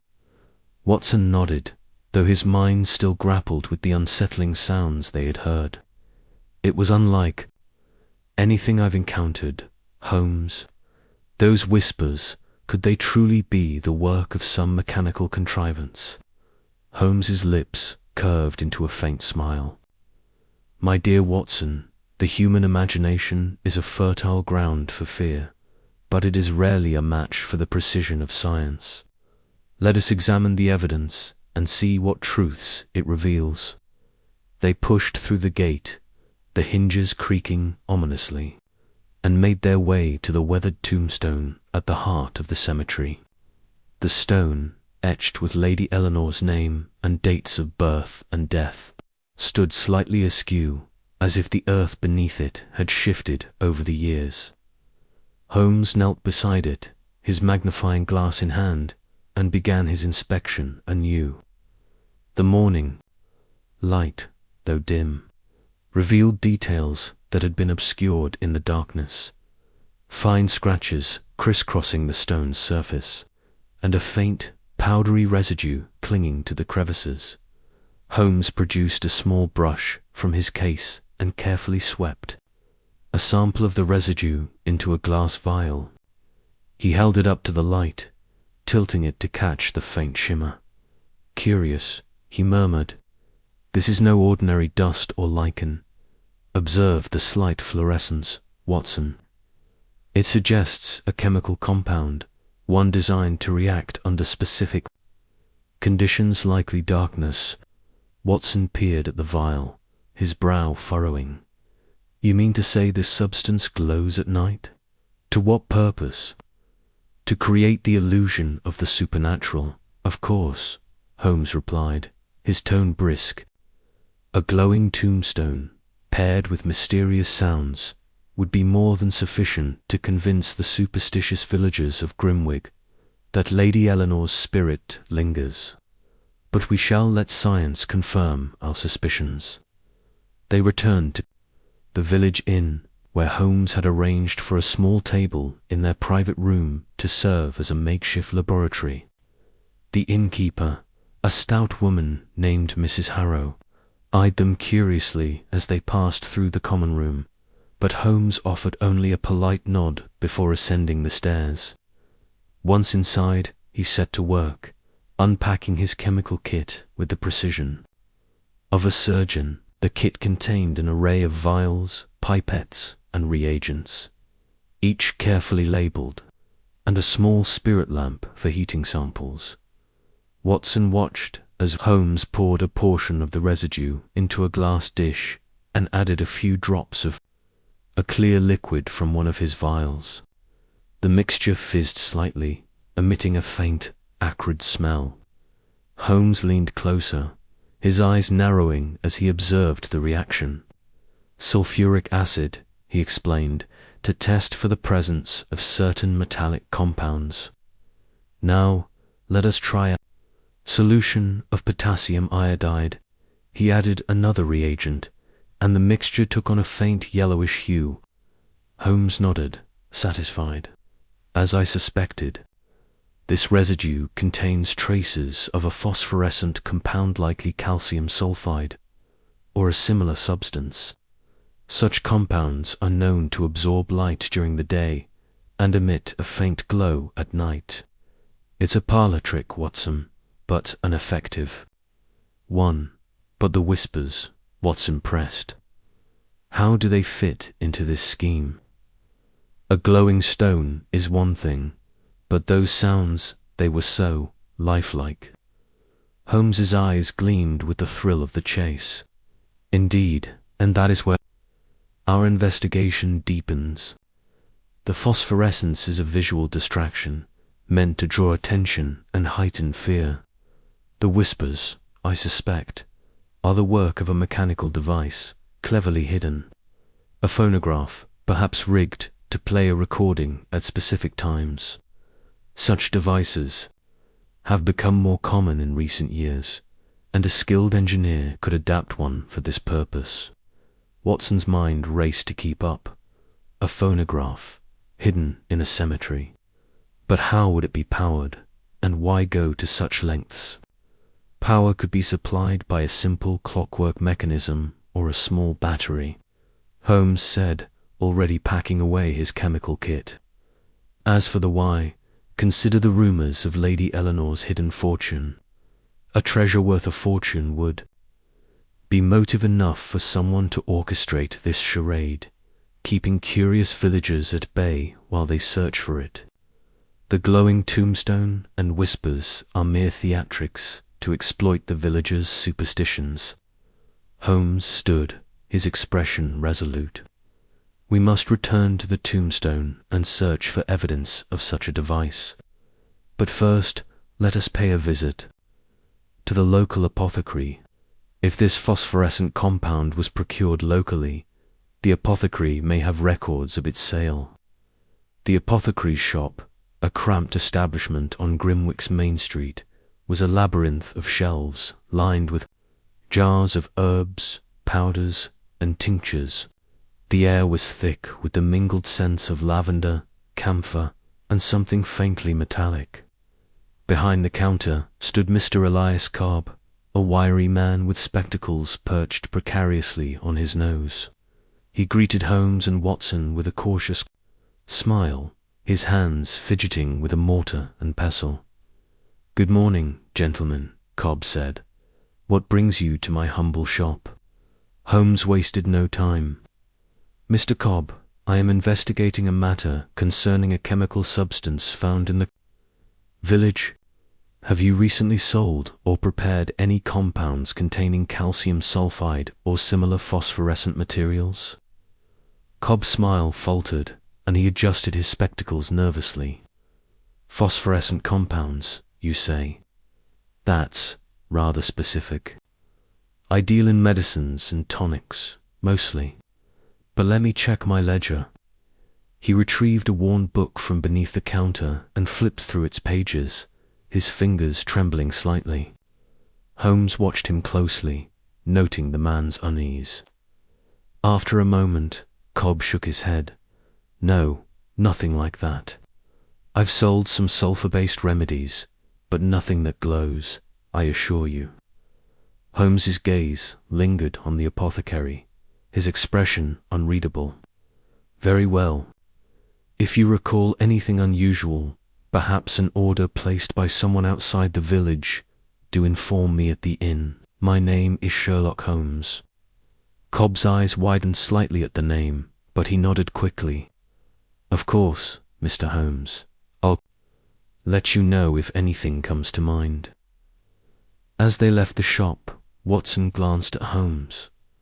"Do you believe him? He seemed awfully nervous." "Nervous, yes, but not necessarily guilty," Holmes replied. "His ledger may yet yield answers, but I suspect he is not the source of the compound. It is more likely it was brought from London or another large city, where such substances are more readily available. For now, let us return to the Tombstone." The cemetery was quieter in the daylight, the oppressive atmosphere of the previous night softened by the chirping of birds and the rustle of leaves. Holmes knelt once more beside Lady Eleanor's tombstone, his fingers tracing the scratches he had noted earlier. "These marks," he said, "are not random. They suggest repeated tampering, perhaps the installation of a device or the application of the phosphorescent compound." Using a small trowel from his case, Holmes began to dig carefully around the base of the tombstone, where the earth was looser than expected. Watson stood watch, his hand resting on the revolver in his pocket, a habit born of years accompanying Holmes on dangerous cases. After a few minutes, Holmes's trowel struck something solider, metal plate embedded in the soil. "Watson, assist." "Me," Holmes said, his voice tinged with excitement. Together, they cleared away the dirt, revealing a small, rectangular panna, cunningly concealed beneath a layer of sod. Holmes pried it open with a penknife, exposing a compartment containing a compact phonograph, its brass components gleaming faintly in the sunlight. A wax cylinder sat in place, ready to play, and a clockwork mechanism was attached, set to activate at night. Holmes examined the device, his fingers moving deftly over its parts. "Ingenious," he said. "The cylinder contains a recording of whispered phrases, likely designed to sound ghostly. The clockwork ensures it plays at regular intervals, coinciding with the villagers' reports of the whispers. The phosphorescent compound on the tombstone enhances the effect, drawing attention to the grave." Watson stared at the device, marveling at its complexity. But who would go to such trouble? And why hide it here? The who is becoming clearer. Holmes said closenishes to keep the cemetery deserted, likely to search for Lady Eleanor's hidden fortune without interference. The phonograph suggests a mind. As dawn broke over Grimwig, Holmes sat by the window, his pipe smouldering as he reviewed the facts. The phosphorescent compound, the hidden phonograph, the attack on Peter Van Sol pointed to a conspiracy rooted in greed. The treasure of Lady Eleanor Blackwood was the key, and Holmes was determined to uncover it before the culprit struck again. "Watson," he said at last, "we must act quickly. The cemetery holds more secrets, and I suspect the tombstone itself is the gateway to Lady Eleanor's fortune. Tomorrow we shall return with tools to excavate further. But for now, keep your revolver close. Our adversary is growing desperate, and desperation breeds danger." Watson nodded, his resolve strengthened by Holmes's unwavering confidence. The mystery of the whispering tombstone was unraveling, but the final pieces of the puzzle remained just out of reach. As the first rays of sunlight pierced the fog, Holmes's mind was already mapping the path to the truth, guided by the unyielding light of reason. Chapter 7. The village suspects. The morning sun filtered weakly through the heavy fog that clung to Grimwig, casting a pale, ethereal glow over the village. Sherlock Holmes sat at a small wooden table in the private parlour of the Black Boar Inn, his sharp eyes scanning a series of notes he had scribbled in his pocketbook. Dr. John Watson, seated opposite, sipped his tea, the steam curling upward like the mist outside. The events of the past few days, the whispers from Lady Eleanor Blackwood's tombstone, the chemical residue, the groundskeeper's evasiveness, had set Holmes's mind ablaze with possibilities. Now, the investigation demanded a closer look at the human elements of the mystery, the villagers who might hold the key to unraveling the enigma. Holmes set down his pencil and leaned back, his fingers steepled beneath his chin. "Watson, we have established that the whispers are not the work of spirits, but of a cunning human hand. The phosphorescent compound and the mechanical ingenuity suggest a deliberate scheme. Our task now is to identify the orchestrator or orchestrators among the villagers. Motive, opportunity, and means must guide us." Watson nodded, setting his cup down. "The villagers are certainly on edge.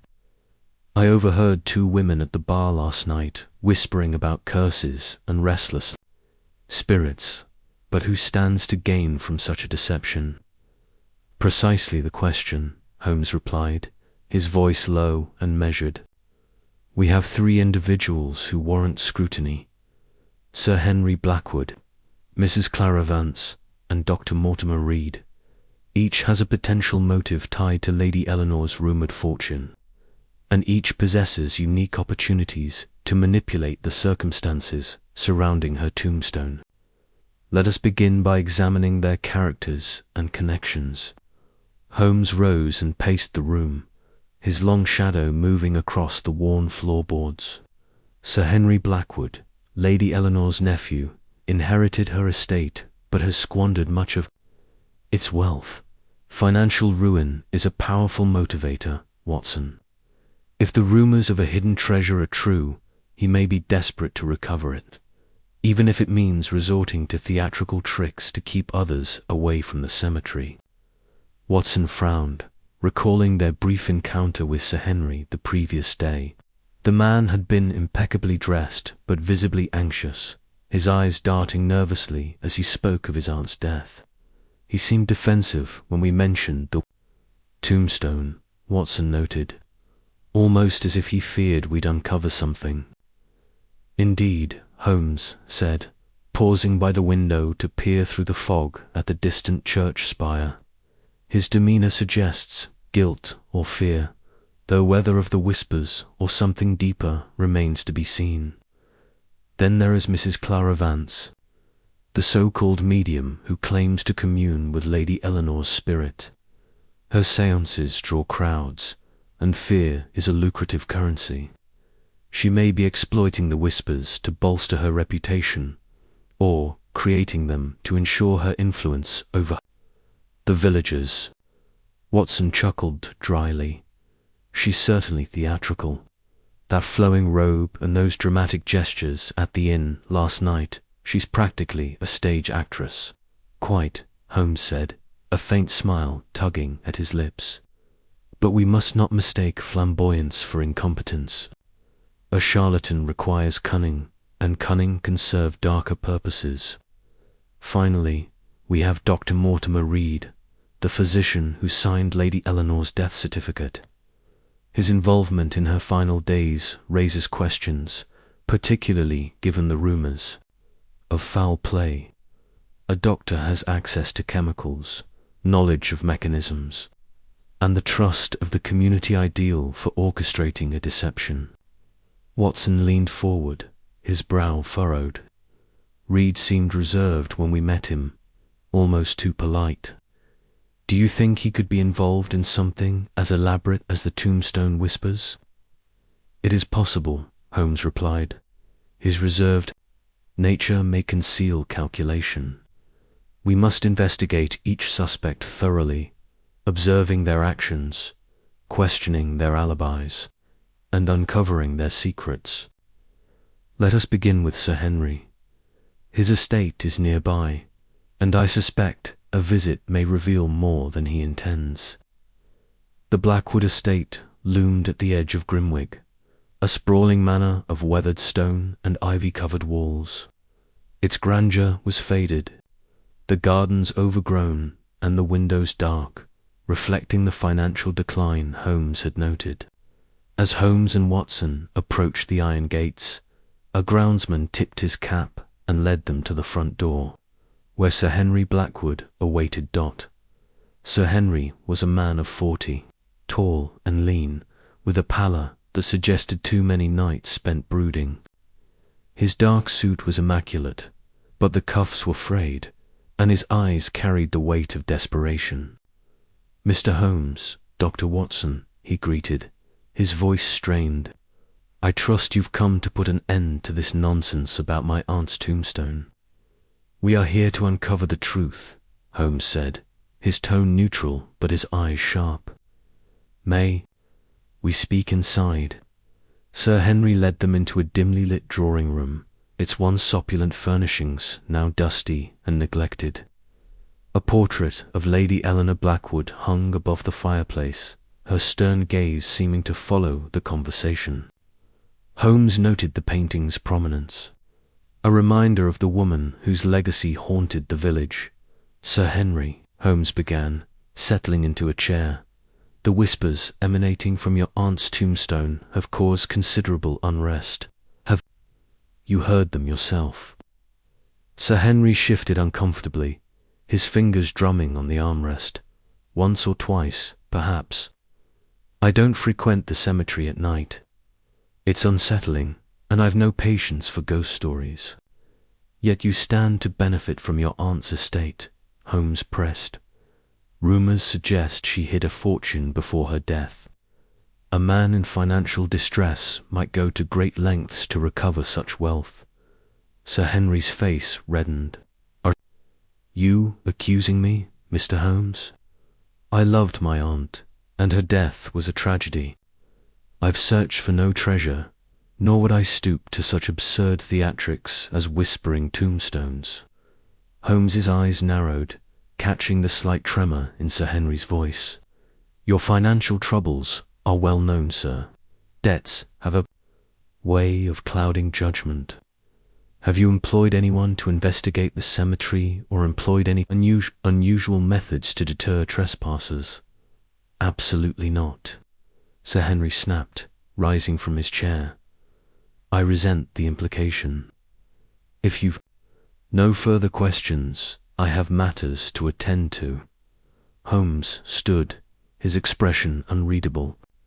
"Very well, we shall return if necessary. Good day, Sir Henry." As they left the manor, Watson glanced at Holmes. He's hiding something, isn't he? Undoubtedly, Holmes replied, his gaze fixed on the path ahead. His defensiveness betrays him. We shall keep a close watch on Sir Henry Blackwood. Their next stop was the modest cottage of Mrs. Clara Vance, nestled at the village's edge. The air inside was thick with incense, and the walls were draped with velvet curtains adorned with esoteric symbols. Mrs. Vance greeted them with a dramatic flourish, her long robe sweeping the floor. She was a woman of middle age, her dark hair streaked with grey, and her eyes gleamed with a mix of charisma and calculation. "Mr. Holmes, Dr. Watson," she said, her voice low and theatrical. "I sensed you would come. The spirits have spoken of your arrival." Holmes raised an eyebrow, unimpressed. "Madam, I am here to discuss the whispers at Lady Eleanor's tombstone, not to consult spirits. You claim to commune with her. What has she told you?" Mrs. Vance's smile faltered, but she recovered quickly. "Lady Eleanor is restless, her soul bound to the earthly plane by unfinished business. I hear her voice in my seances, guiding me to help the village understand her plight." "Fascinating," Holmes said dryly. "And how do these seances profit you? The villagers pay handsomely for your services, do they not?" Mrs. Vance's eyes narrowed. "I provide comfort to those who fear the unknown. My gift is a service, not a scheme. Yet the whispers began shortly before your seances gained popularity," Holmes countered. "A convenient coincidence. Have you ever visited the tombstone at night, perhaps to enhance the spiritual atmosphere?" "I have no need for such tricks," she replied, her tone sharp. "The spirits speak through me, not through stones." Holmes studied her closely, noting the slight flush in her cheeks and the way her hands gripped her shawl. "We shall see, Mrs. Vance. Thank you for your time." Outside, Watson shook his head. "She's a performer, Holmes. Do you think she's behind the whispers?" "She is certainly capable of deception," Holmes said, striding toward the village centre. "But her methods rely on theatrics, not mechanical ingenuity. The phonograph, we suspect, requires a different kind of skill. Let us visit Dr. Reed." Dr. Mortimer Reed's surgery was a tidy, modern building near the church, its shelves lined with medical texts and instruments. The doctor, a wiry man in his 50s with thinning hair and spectacles, greeted them with a reserved smile. His demeanor was calm, almost overly so, as if he had rehearsed his responses. "Gentlemen," he said, gesturing to chairs, "I assume you'll hear about the cemetery nonsense. I've told the villagers it's likely the wind or some natural phenomenon." "An interesting theory," Holmes said, his eyes scanning the room. A small workbench in the corner caught his attention, cluttered with tools and wires. Yet the whispers are remarkably human-like.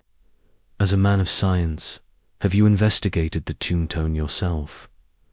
Dr. Reed adjusted his spectacles. You signed Lady Eleanor's death certificate," Holmes said abruptly.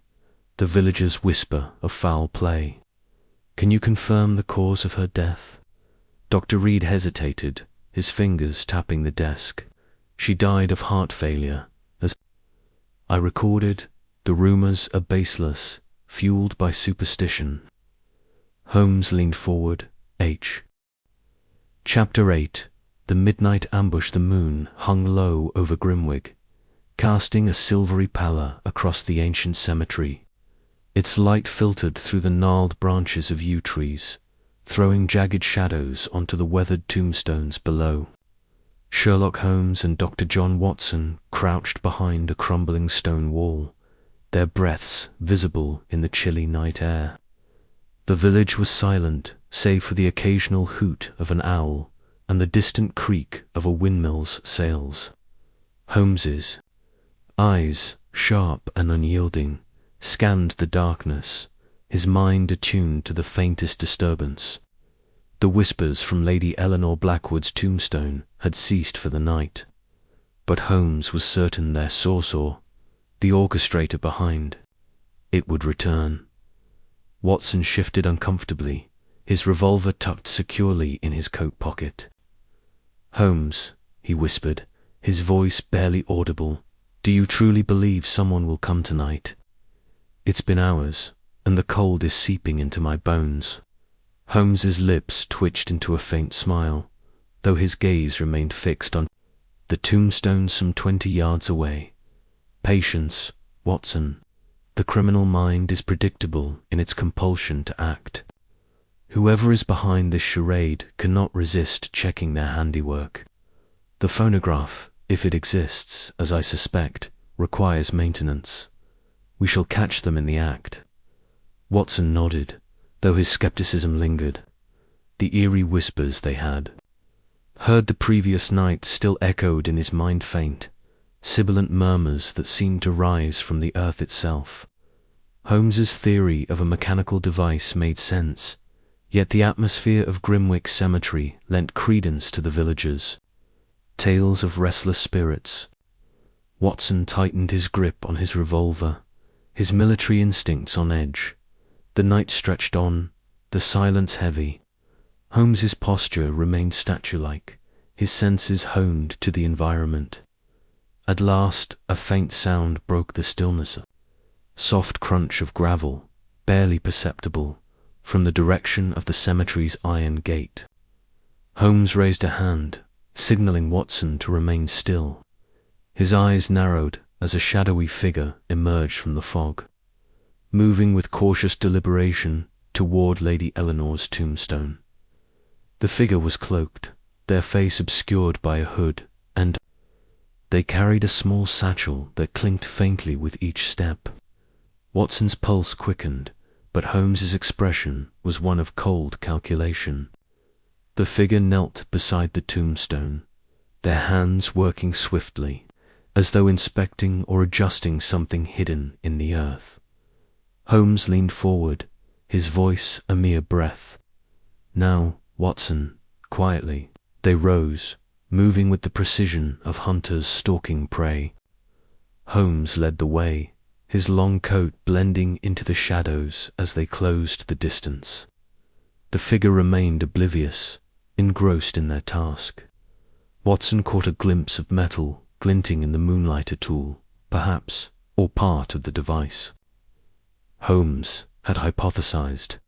Just as they were within 10 feet, a twig snapped beneath Watson's boot. The figure froze, then bolted upright, spinning to face them. Before Holmes could close the gap, the stranger lunged forward, a blade flashing in their hand. Watson shouted a warning, but Holmes was already in motion, his reflexes cat-like. The assailant swung the knife, aiming for Holmes's chest, but the detective sidestepped with uncanny grace, seizing the attacker's wrist and twisting it sharply. The blade clattered to the ground, and Watson rushed forward, his revolver drawn.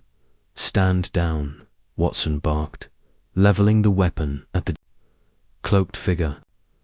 The assailants struggled in Holmes's grip, their hood falling back to reveal a scarf wrapped tightly across their face, obscuring all but their eyes.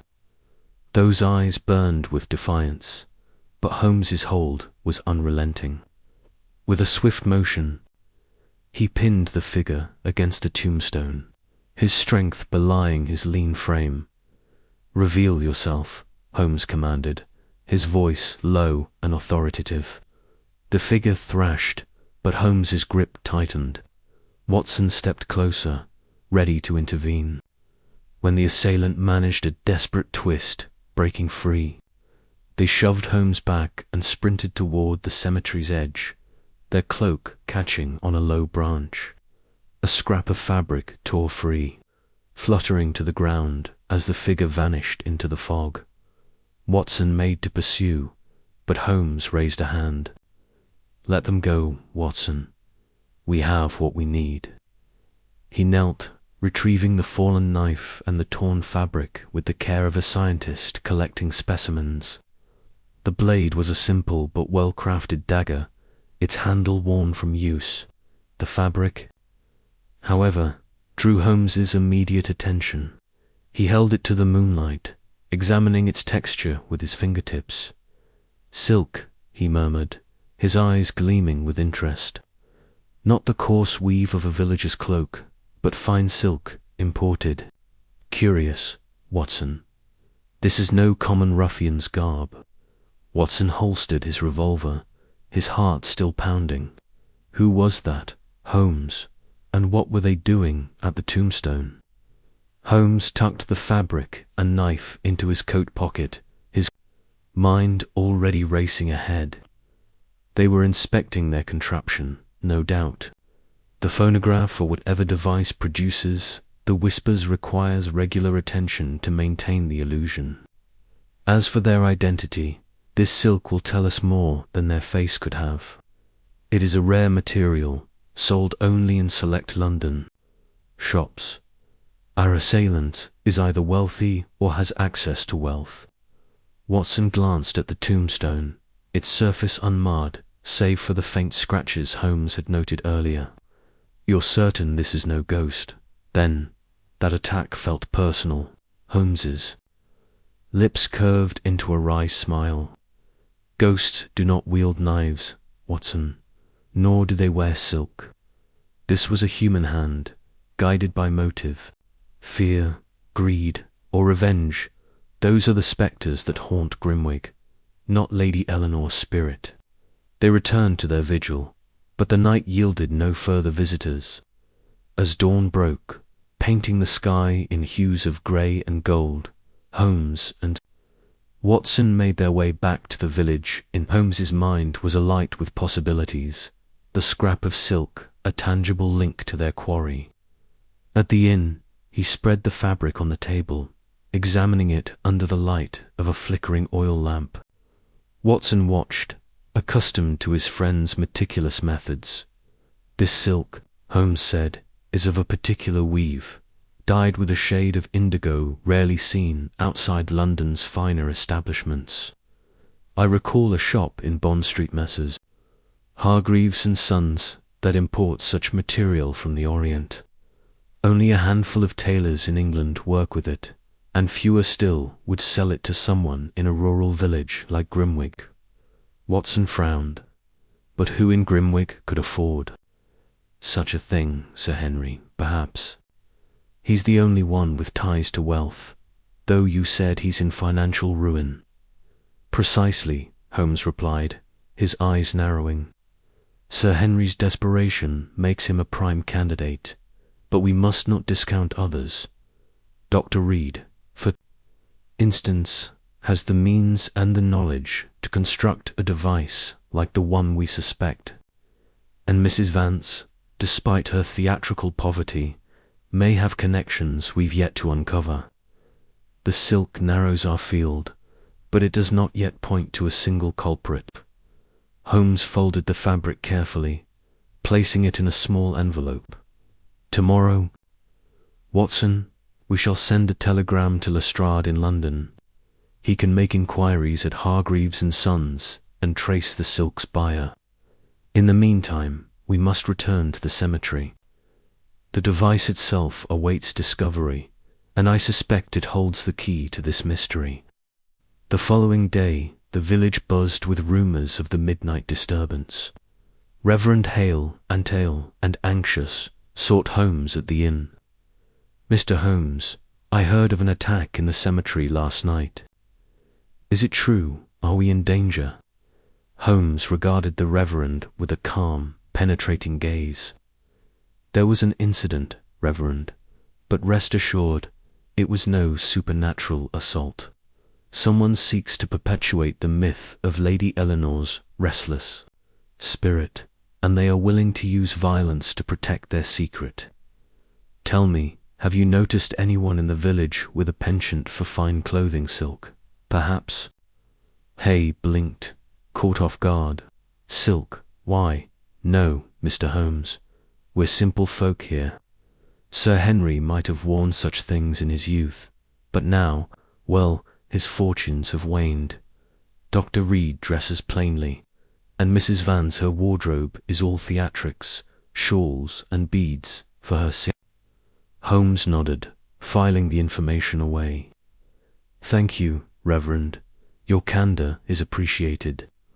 Watson and I shall continue our investigation. I advise you to keep the villagers calm. Fear only serves our adversary. As Hale departed, Watson turned to Holmes. You suspect the Reverend knows more than he's letting on? Not necessarily, Holmes replied, lighting his pipe. But he is nervous, and nervous men often withhold details, even unwittingly. We shall keep an eye on him. That afternoon, Holmes and Watson returned to the cemetery, this time in broad daylight. The tombstone stood as it had, its surface unremarkable to the untrained eye. Holmes knelt beside it, his fingers tracing the faint scratches he had observed. Earlier, these marks, he said, are not random. They are the result of repeated tamperings. Someone has been digging or adjusting something beneath the stone. Using a small trowel borrowed from the innkeeper, Holmes carefully probed the soil at the base of the tombstone. Watson stood watch, his eyes scanning the cemetery for any sign of onlookers. After several minutes, Holmes's trowel struck something solid. He worked methodically, uncovering a small metal box buried just beneath the surface. With a deft hand, he extracted it, revealing a compact phonograph, its mechanism intricate and well-maintained. Watson leaned closer, marveling at the device. Ingenious, he muttered.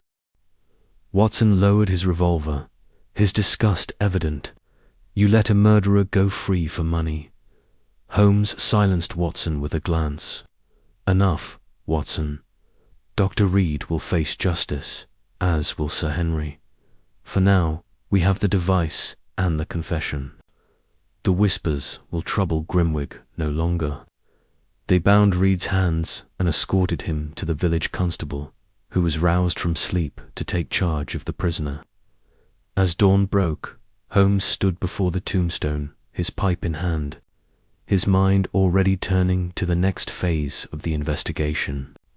The phonograph was evidence, the silk a lead, and Reed's confession a cornerstone.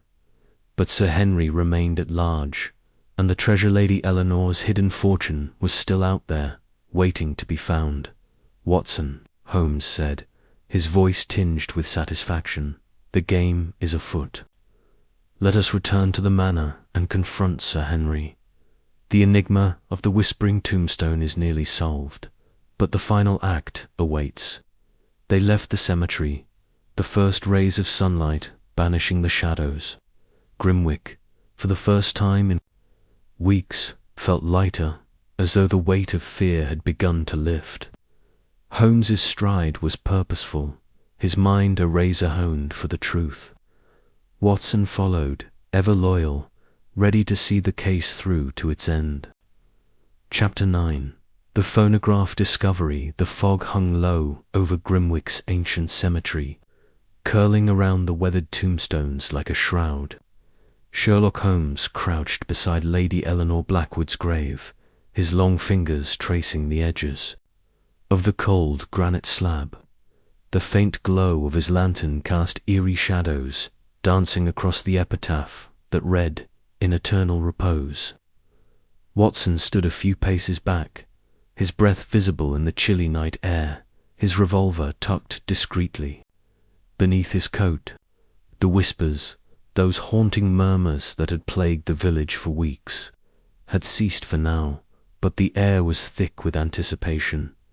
Holmes's eyes, sharp and unyielding, scanned the tombstone for the third time that evening.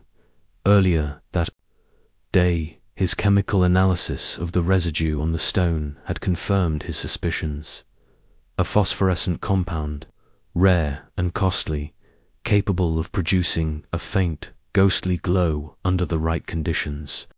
The scratches he had noted previously were not random vandalism, but deliberate markings, too precise to be accidental. They formed a pattern, almost imperceptible, guiding his attention to the base of the tombstone where the earth seemed slightly disturbed. "Watson," Holmes said, his voice low but commanding, "bring the lantern closer." Watson complied, stepping forward and holding the light steady. The beam illuminated a faint seam in the soil, barely visible beneath a thin layer of moss. Holmes produced a small trowel from his coat and began to dig, his movements precise and methodical. The earth gave way easily, revealing a shallow cavity beneath the tombstone. Watson's eyes widened as Holmes's fingers brushed aside the dirt, exposing a small, metallic object nestled in the ground. "Good Lord, Holmes," Watson whispered. "What is that?" Holmes lifted the object carefully, holding it up to the light. It was a compact phonograph, its brass components gleaming faintly despite the dirt clinging to its surface. A delicate mechanism, no larger than a cigar box, with a small horn and a wax cylinder still in place. Holmes turned it over in his hands, examining the intricate gears and the carefully wound spring. His lips curled into a faint smile, the kind that appeared when a puzzle began to unravel. "A phonograph," Holmes said, his tone matter-of-fact. "A remarkably sophisticated one, I might add. This is no crude toy, but a bespoke creation, designed for a singular purpose." "To produce the whispers?" Watson asked, his voice tinged with awe. "Precisely," Holmes replied. "The cylinder, when played, emits the murmurs that have so terrified the villagers. The phosphorescent compound on the tombstone enhances the effect, creating the illusion of a supernatural presence. A clever ruse, Watson, but entirely human in its execution." He wound the mechanism gently and set the needle against the cylinder. A faint eerie whisper filled the air, unintelligible but unmistakably the same sound Watson had heard nights before. The words were indistinct, a jumble of sibilant tones that seemed to rise and fall like a distant chant. Holmes stopped the device abruptly, his expression one of intense focus. "The timing mechanism," he said, pointing to a small clockwork attachment, "is set to activate at irregular intervals, primarily at night. This explains why the whispers are not constant but appear sporadic, heightening the villagers' fear. Whoever placed this here intended to keep the cemetery deserted, likely to conduct their own activities undisturbed." Watson frowned, his mind racing to keep up with Holmes's deductions. But who, Holmes? Who would go to such lengths, and why? Holmes stood, brushing the dirt from his hands. "That, my dear Watson, is the question we must now answer. The craftsmanship of this phonograph suggests a skilled engineer, someone with access to specialized tools and materials. The phosphorescent compound, too, is not something one finds in a village apothecary. It points to a connection beyond Grimwick likely. London, where such expertise and resources are more readily available, they replaced the phonograph in its hiding place, covering it carefully to avoid alerting the perpetrator." Holmes's mind was already turning to the suspects they had encountered. Sir Henry Blackwood, whose financial ruin made him desperate for his aunt's rumoured treasure. Mrs. Clara Vance, the medium whose seances exploited the villagers' fears. And Dr. Mortimer Reed, the physician whose workshop and knowledge of chemistry made him a prime candidate for constructing such a device. As they left the cemetery, the fog seemed to thicken, obscuring the path back to the village. Watson glanced at Holmes, whose silhouette was barely visible in the dim light. "Do you suspect Dr. Reed, then?" he asked, His workshop could house the tools needed for such a device, and he signed Lady Eleanor's death certificate. If there was foul play in her death, he might be involved. Holmes's eyes gleamed in the lantern's glow. Read is a possibility, Watson, but we must not leap to conclusions. His workshop merits investigation, but so too does Sir Henry's sudden interest in the cemetery. And let us not discount Mrs. Vance entirely. Her theatrics may be a distraction, but her knowledge of the villagers' superstitions makes her a valuable ally to whoever orchestrated this. They returned to the inn, where the fire in the common room offered a welcome reprieve from the damp night air. Holmes sat by the hearth, his pipe unlit as he stared into the flames, his mind piecing together the fragments of the case. Watson, ever the chronicler, took out his notebook and began jotting down the evening's findings. Though he knew Holmes's thoughts were far ahead of his own. The next morning, Holmes and Watson made their way to Dr. Reed's modest cottage on the edge of Grimwick.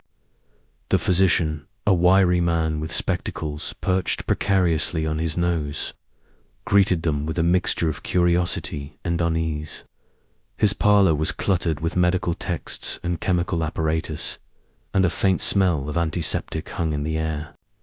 Holmes wasted no time, his questions sharp and direct. "Dr. Reed," he began, "your expertise in chemistry is well known in the village. Have you ever worked with phosphorescent compounds, perhaps in your experiments?" Reed's face paled slightly, but he maintained his composure. "Phosphorescence. I've read of such substances, of course, but my work is primarily medicinal. I deal in remedies, not parlour tricks." Holmes's gaze did not waver. "And your workshop, might we see it? I understand you tinker with mechanical devices in your spare time." Reed hesitated, then led them to a small shed behind the cottage. The space was a labyrinth of tools, wires, and half-finished contraptions. Watson's eyes darted to a workbench where a small brass component, strikingly similar to the phonograph's gears, lay among scattered screws. Holmes noticed it too, but his expression remained impassive. "An impressive collection," Holmes remarked, running a finger along a row of tools. "You have the means to construct a device as intricate as a phonograph, do you not?" Reed's voice grew defensive. "I suppose I could, but why would I? I'm a doctor, Mr. Holmes, not a conjurer. If you're implying I've been meddling with that nonsense at the cemetery, you're mistaken." Holmes smiled thinly. "We shall see, Dr. Reed, we shall see." As they left the cottage, Watson could sense Holmes's satisfaction. "You think he's lying, don't you?" he asked. "Not lying, Watson," Holmes corrected, "but withholding. His nervousness, the presence of that gear there, is a connection, though not yet clear. We must now consider Sir Henry's role. If he is financing this scheme, he may have employed someone like Reed or another craftsman to execute it." The day passed in a flurry of investigation. Holmes interviewed the innkeeper, who confirmed that Dr. Reed had recently ordered chemicals from a London supplier, including a compound that matched Holmes's description of the phosphorescent residue.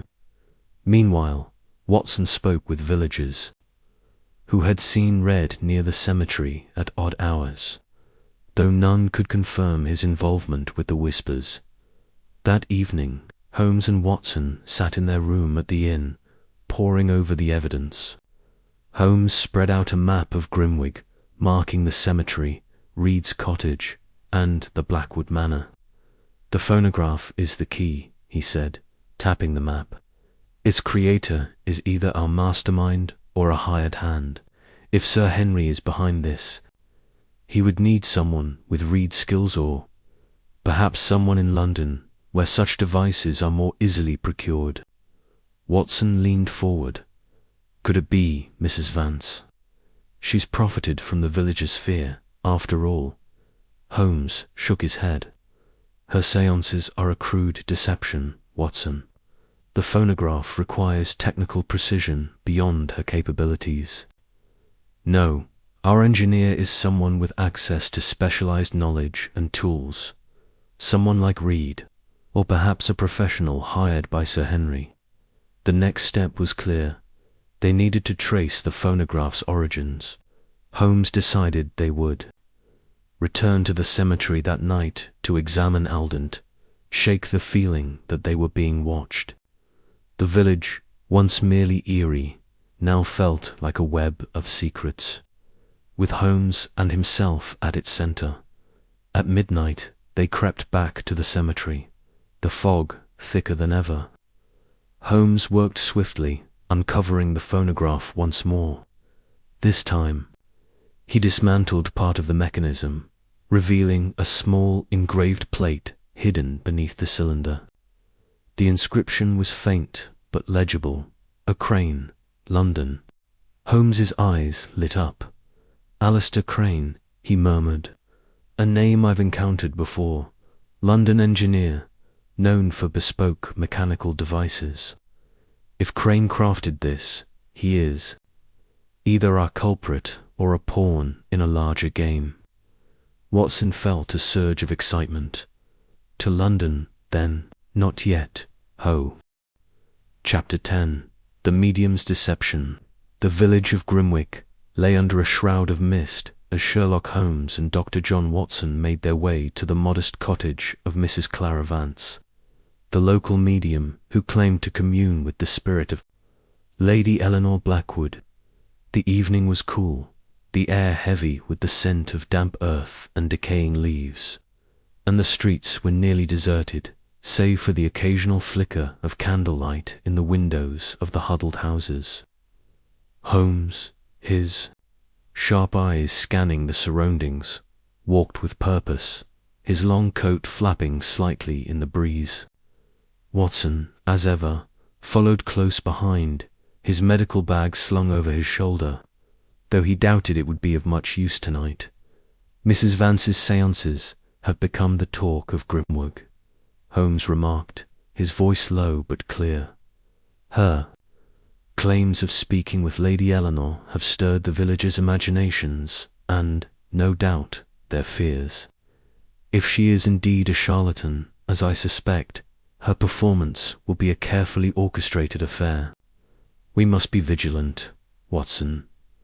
Watson nodded, his brow furrowed. Do you believe she's connected to the Whispering Tombstone, Holmes? Her seances seem a convenient way to fan the flames of superstition. Precisely, Holmes replied, a faint smile tugging at his lips. The whispers in the cemetery and her supposed communications with the dead may serve the same purpose, to keep the villagers at bay and their minds clouded with fear. But we shall see what tricks Mrs. Vance has up her sleeve tonight. The cottage came into view, a squat, ivy-covered building with a single lantern glowing at the entrance. The windows were draped with heavy curtains, allowing only slivers of light to escape. As they approached, the door opened, and a young woman, no older than 20, greeted them. She introduced herself as Emily, Mrs. Vance's assistant, and led them inside. The interior was dimly lit, with the scent of incense hanging thickly in the air. A round table draped in black cloth dominated the small parlour, surrounded by 6 chairs. 4 villagers already sat there, their faces a mixture of curiosity and apprehension. Mr. Harrow, the local baker, Mrs. Langley, a widow who frequented the séances, Mr. Grayson, a sceptical farmer, and Miss Eliza Poole, a schoolteacher with a nervous disposition. Mrs. Vance entered shortly after, her presence commanding despite her unassuming appearance. She was a woman in her late 40s, with sharp features and dark eyes that seemed to pierce through those she addressed. Her dress was simple, but adorned with an array of silver jewellery that glinted in the candlelight. Mr. Holmes, Dr. Watson, she said, her voice smooth and measured. "I am honored to have such distinguished guests at my humble gathering. You are here, I presume, to witness my communion with the spirit of Lady Eleanor." Holmes inclined his head slightly. "I am here to observe, Mrs. Vance. The nature of your claims intrigues me, as does their timing with the disturbances in the cemetery." Her smile was enigmatic. "The spirits are restless, Mr. Holmes. I merely serve as their voice. Shall we begin?" The group took their seats, and Emily dimmed the lanterns until the room was bathed in the soft glow of a single candle at the table's center. Mrs. Vance instructed everyone to join hands, and Watson felt a shiver run through him as Miss Poole's trembling fingers clasped his own. Holmes, seated to Watson's left, appeared entirely composed, his keen eyes darting around the room, taking in every detail. Mrs. Vance closed her eyes and began to speak in a low, rhythmic tone. "Spirits of the beyond, we call upon you, Lady Eleanor Blackwood. If you linger in this realm, make your presence known." The room fell silent, save for the faint creak of the cottage settling and the distant howl of the wind outside. Watson strained his ears, half expecting to hear the same whispers that haunted the cemetery. But there was nothing. Then a low moan filled the air, so faint at first that Watson thought he might have imagined it. The sound grew louder, a mournful well that seemed to emanate from the walls themselves. Mrs. Langley gasped, and Mr. Grayson shifted uncomfortably in his seat. Holmes, however, remained still, his gaze fixed on Mrs. Vance. "Lady Eleanor," Mrs. Vance intoned, her voice rising. "Speak to us. Why do you linger? What secrets do you guard?" The moan shifted into words, indistinct but unmistakably feminine, whispering phrases like "my treasure" and "betrayed." The candle flickered violently, casting eerie shadows across the room. Miss Poole let out a small cry, and even Watson felt his heart quicken. Holmes leaned toward Watson, his voice barely audible. "Observe the table, Watson, and the floor beneath it." Watson glanced down, but the dim light made it difficult to see much. The whispers continued, growing more insistent, and Mrs. Vance's head tilted back as though in a trance. Suddenly, a cold breeze swept through the room, extinguishing the candle. Mrs. Langley screamed, and the whispers abruptly stopped.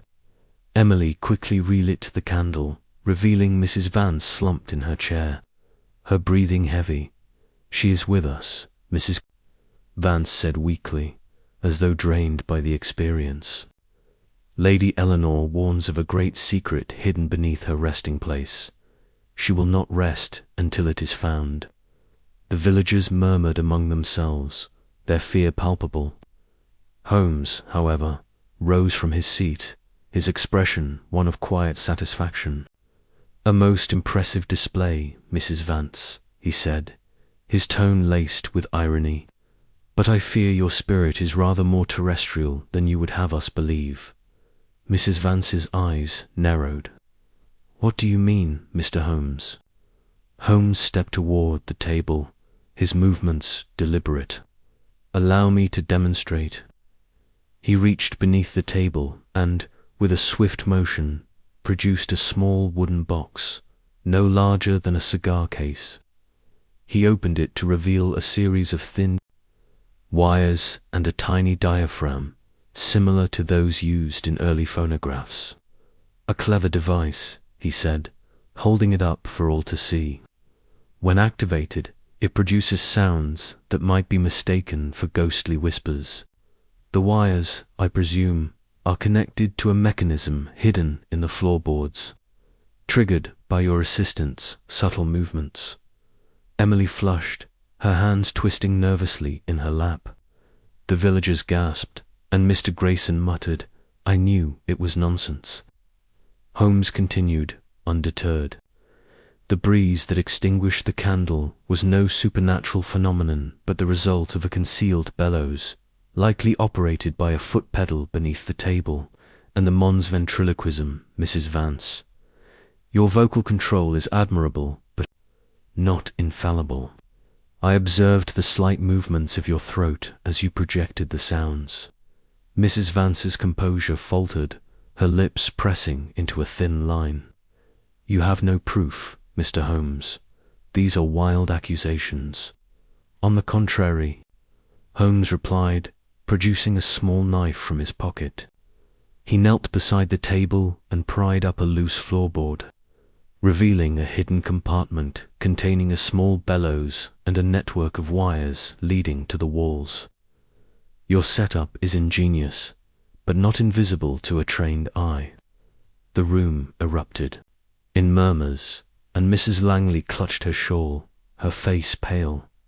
You've been deceiving us all this time, she whispered. Mrs. Vance stood, her hands trembling.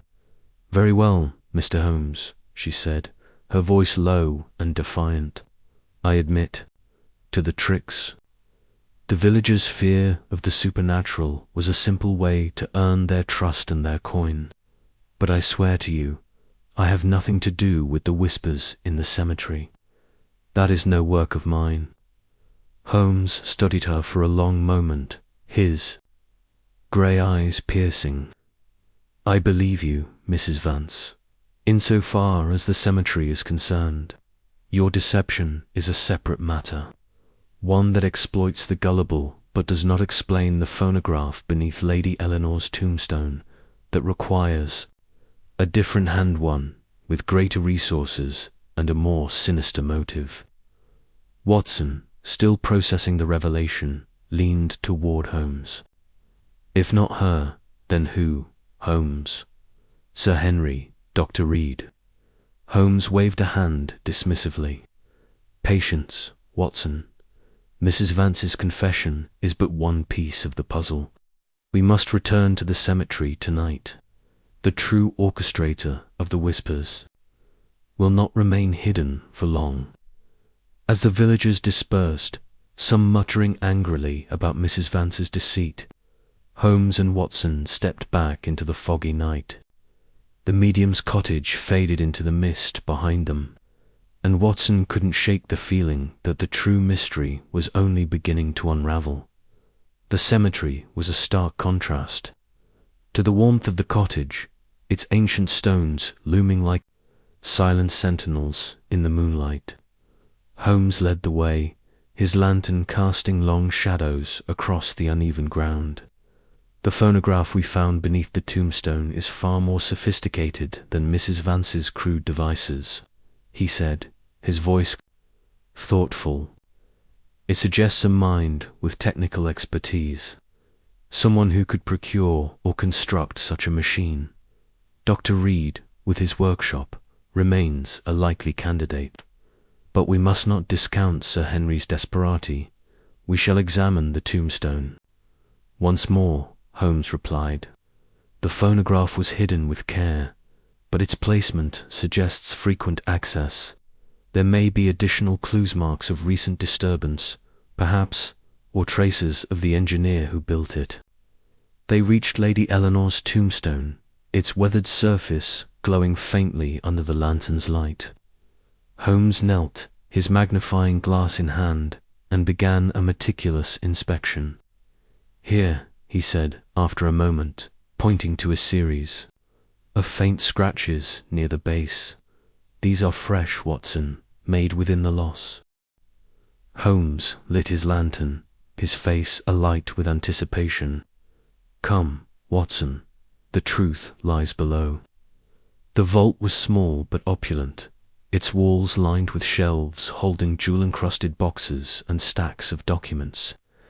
At its center stood a single chest, which Holmes opened to reveal a collection of diamonds, emeralds, and gold coins, Lady Eleanor's fabled treasure. But among the riches, Holmes found something else, a letter, written in Lady Eleanor's hand, accusing Dr. Reed of poisoning her to conceal his own financial misdeeds. This Holmes said, holding up the letter, is the final piece. Dr. Reed and Sir Henry conspired to secure the treasure, but Reed's greed led to murder. The whispers were a desperate attempt to keep their secret buried. The next morning, Holmes presented his findings to the villagers, with Sir Henry and Dr. Reed in custody. The treasure was returned to the estate's rightful heirs, and the whispers ceased, the cemetery restored to its quiet solemnity. As Holmes and Watson boarded the train back to London, Holmes leaned back in his seat, a satisfied smile playing on his lips. "Once again, Watson," he said, "the supernatural yields to the science of deduction." Watson chuckled, shaking his head. "You never cease to amaze me, Holmes." The train rattled on, carrying them back to the familiar chaos of London, where new mysteries undoubtedly awaited.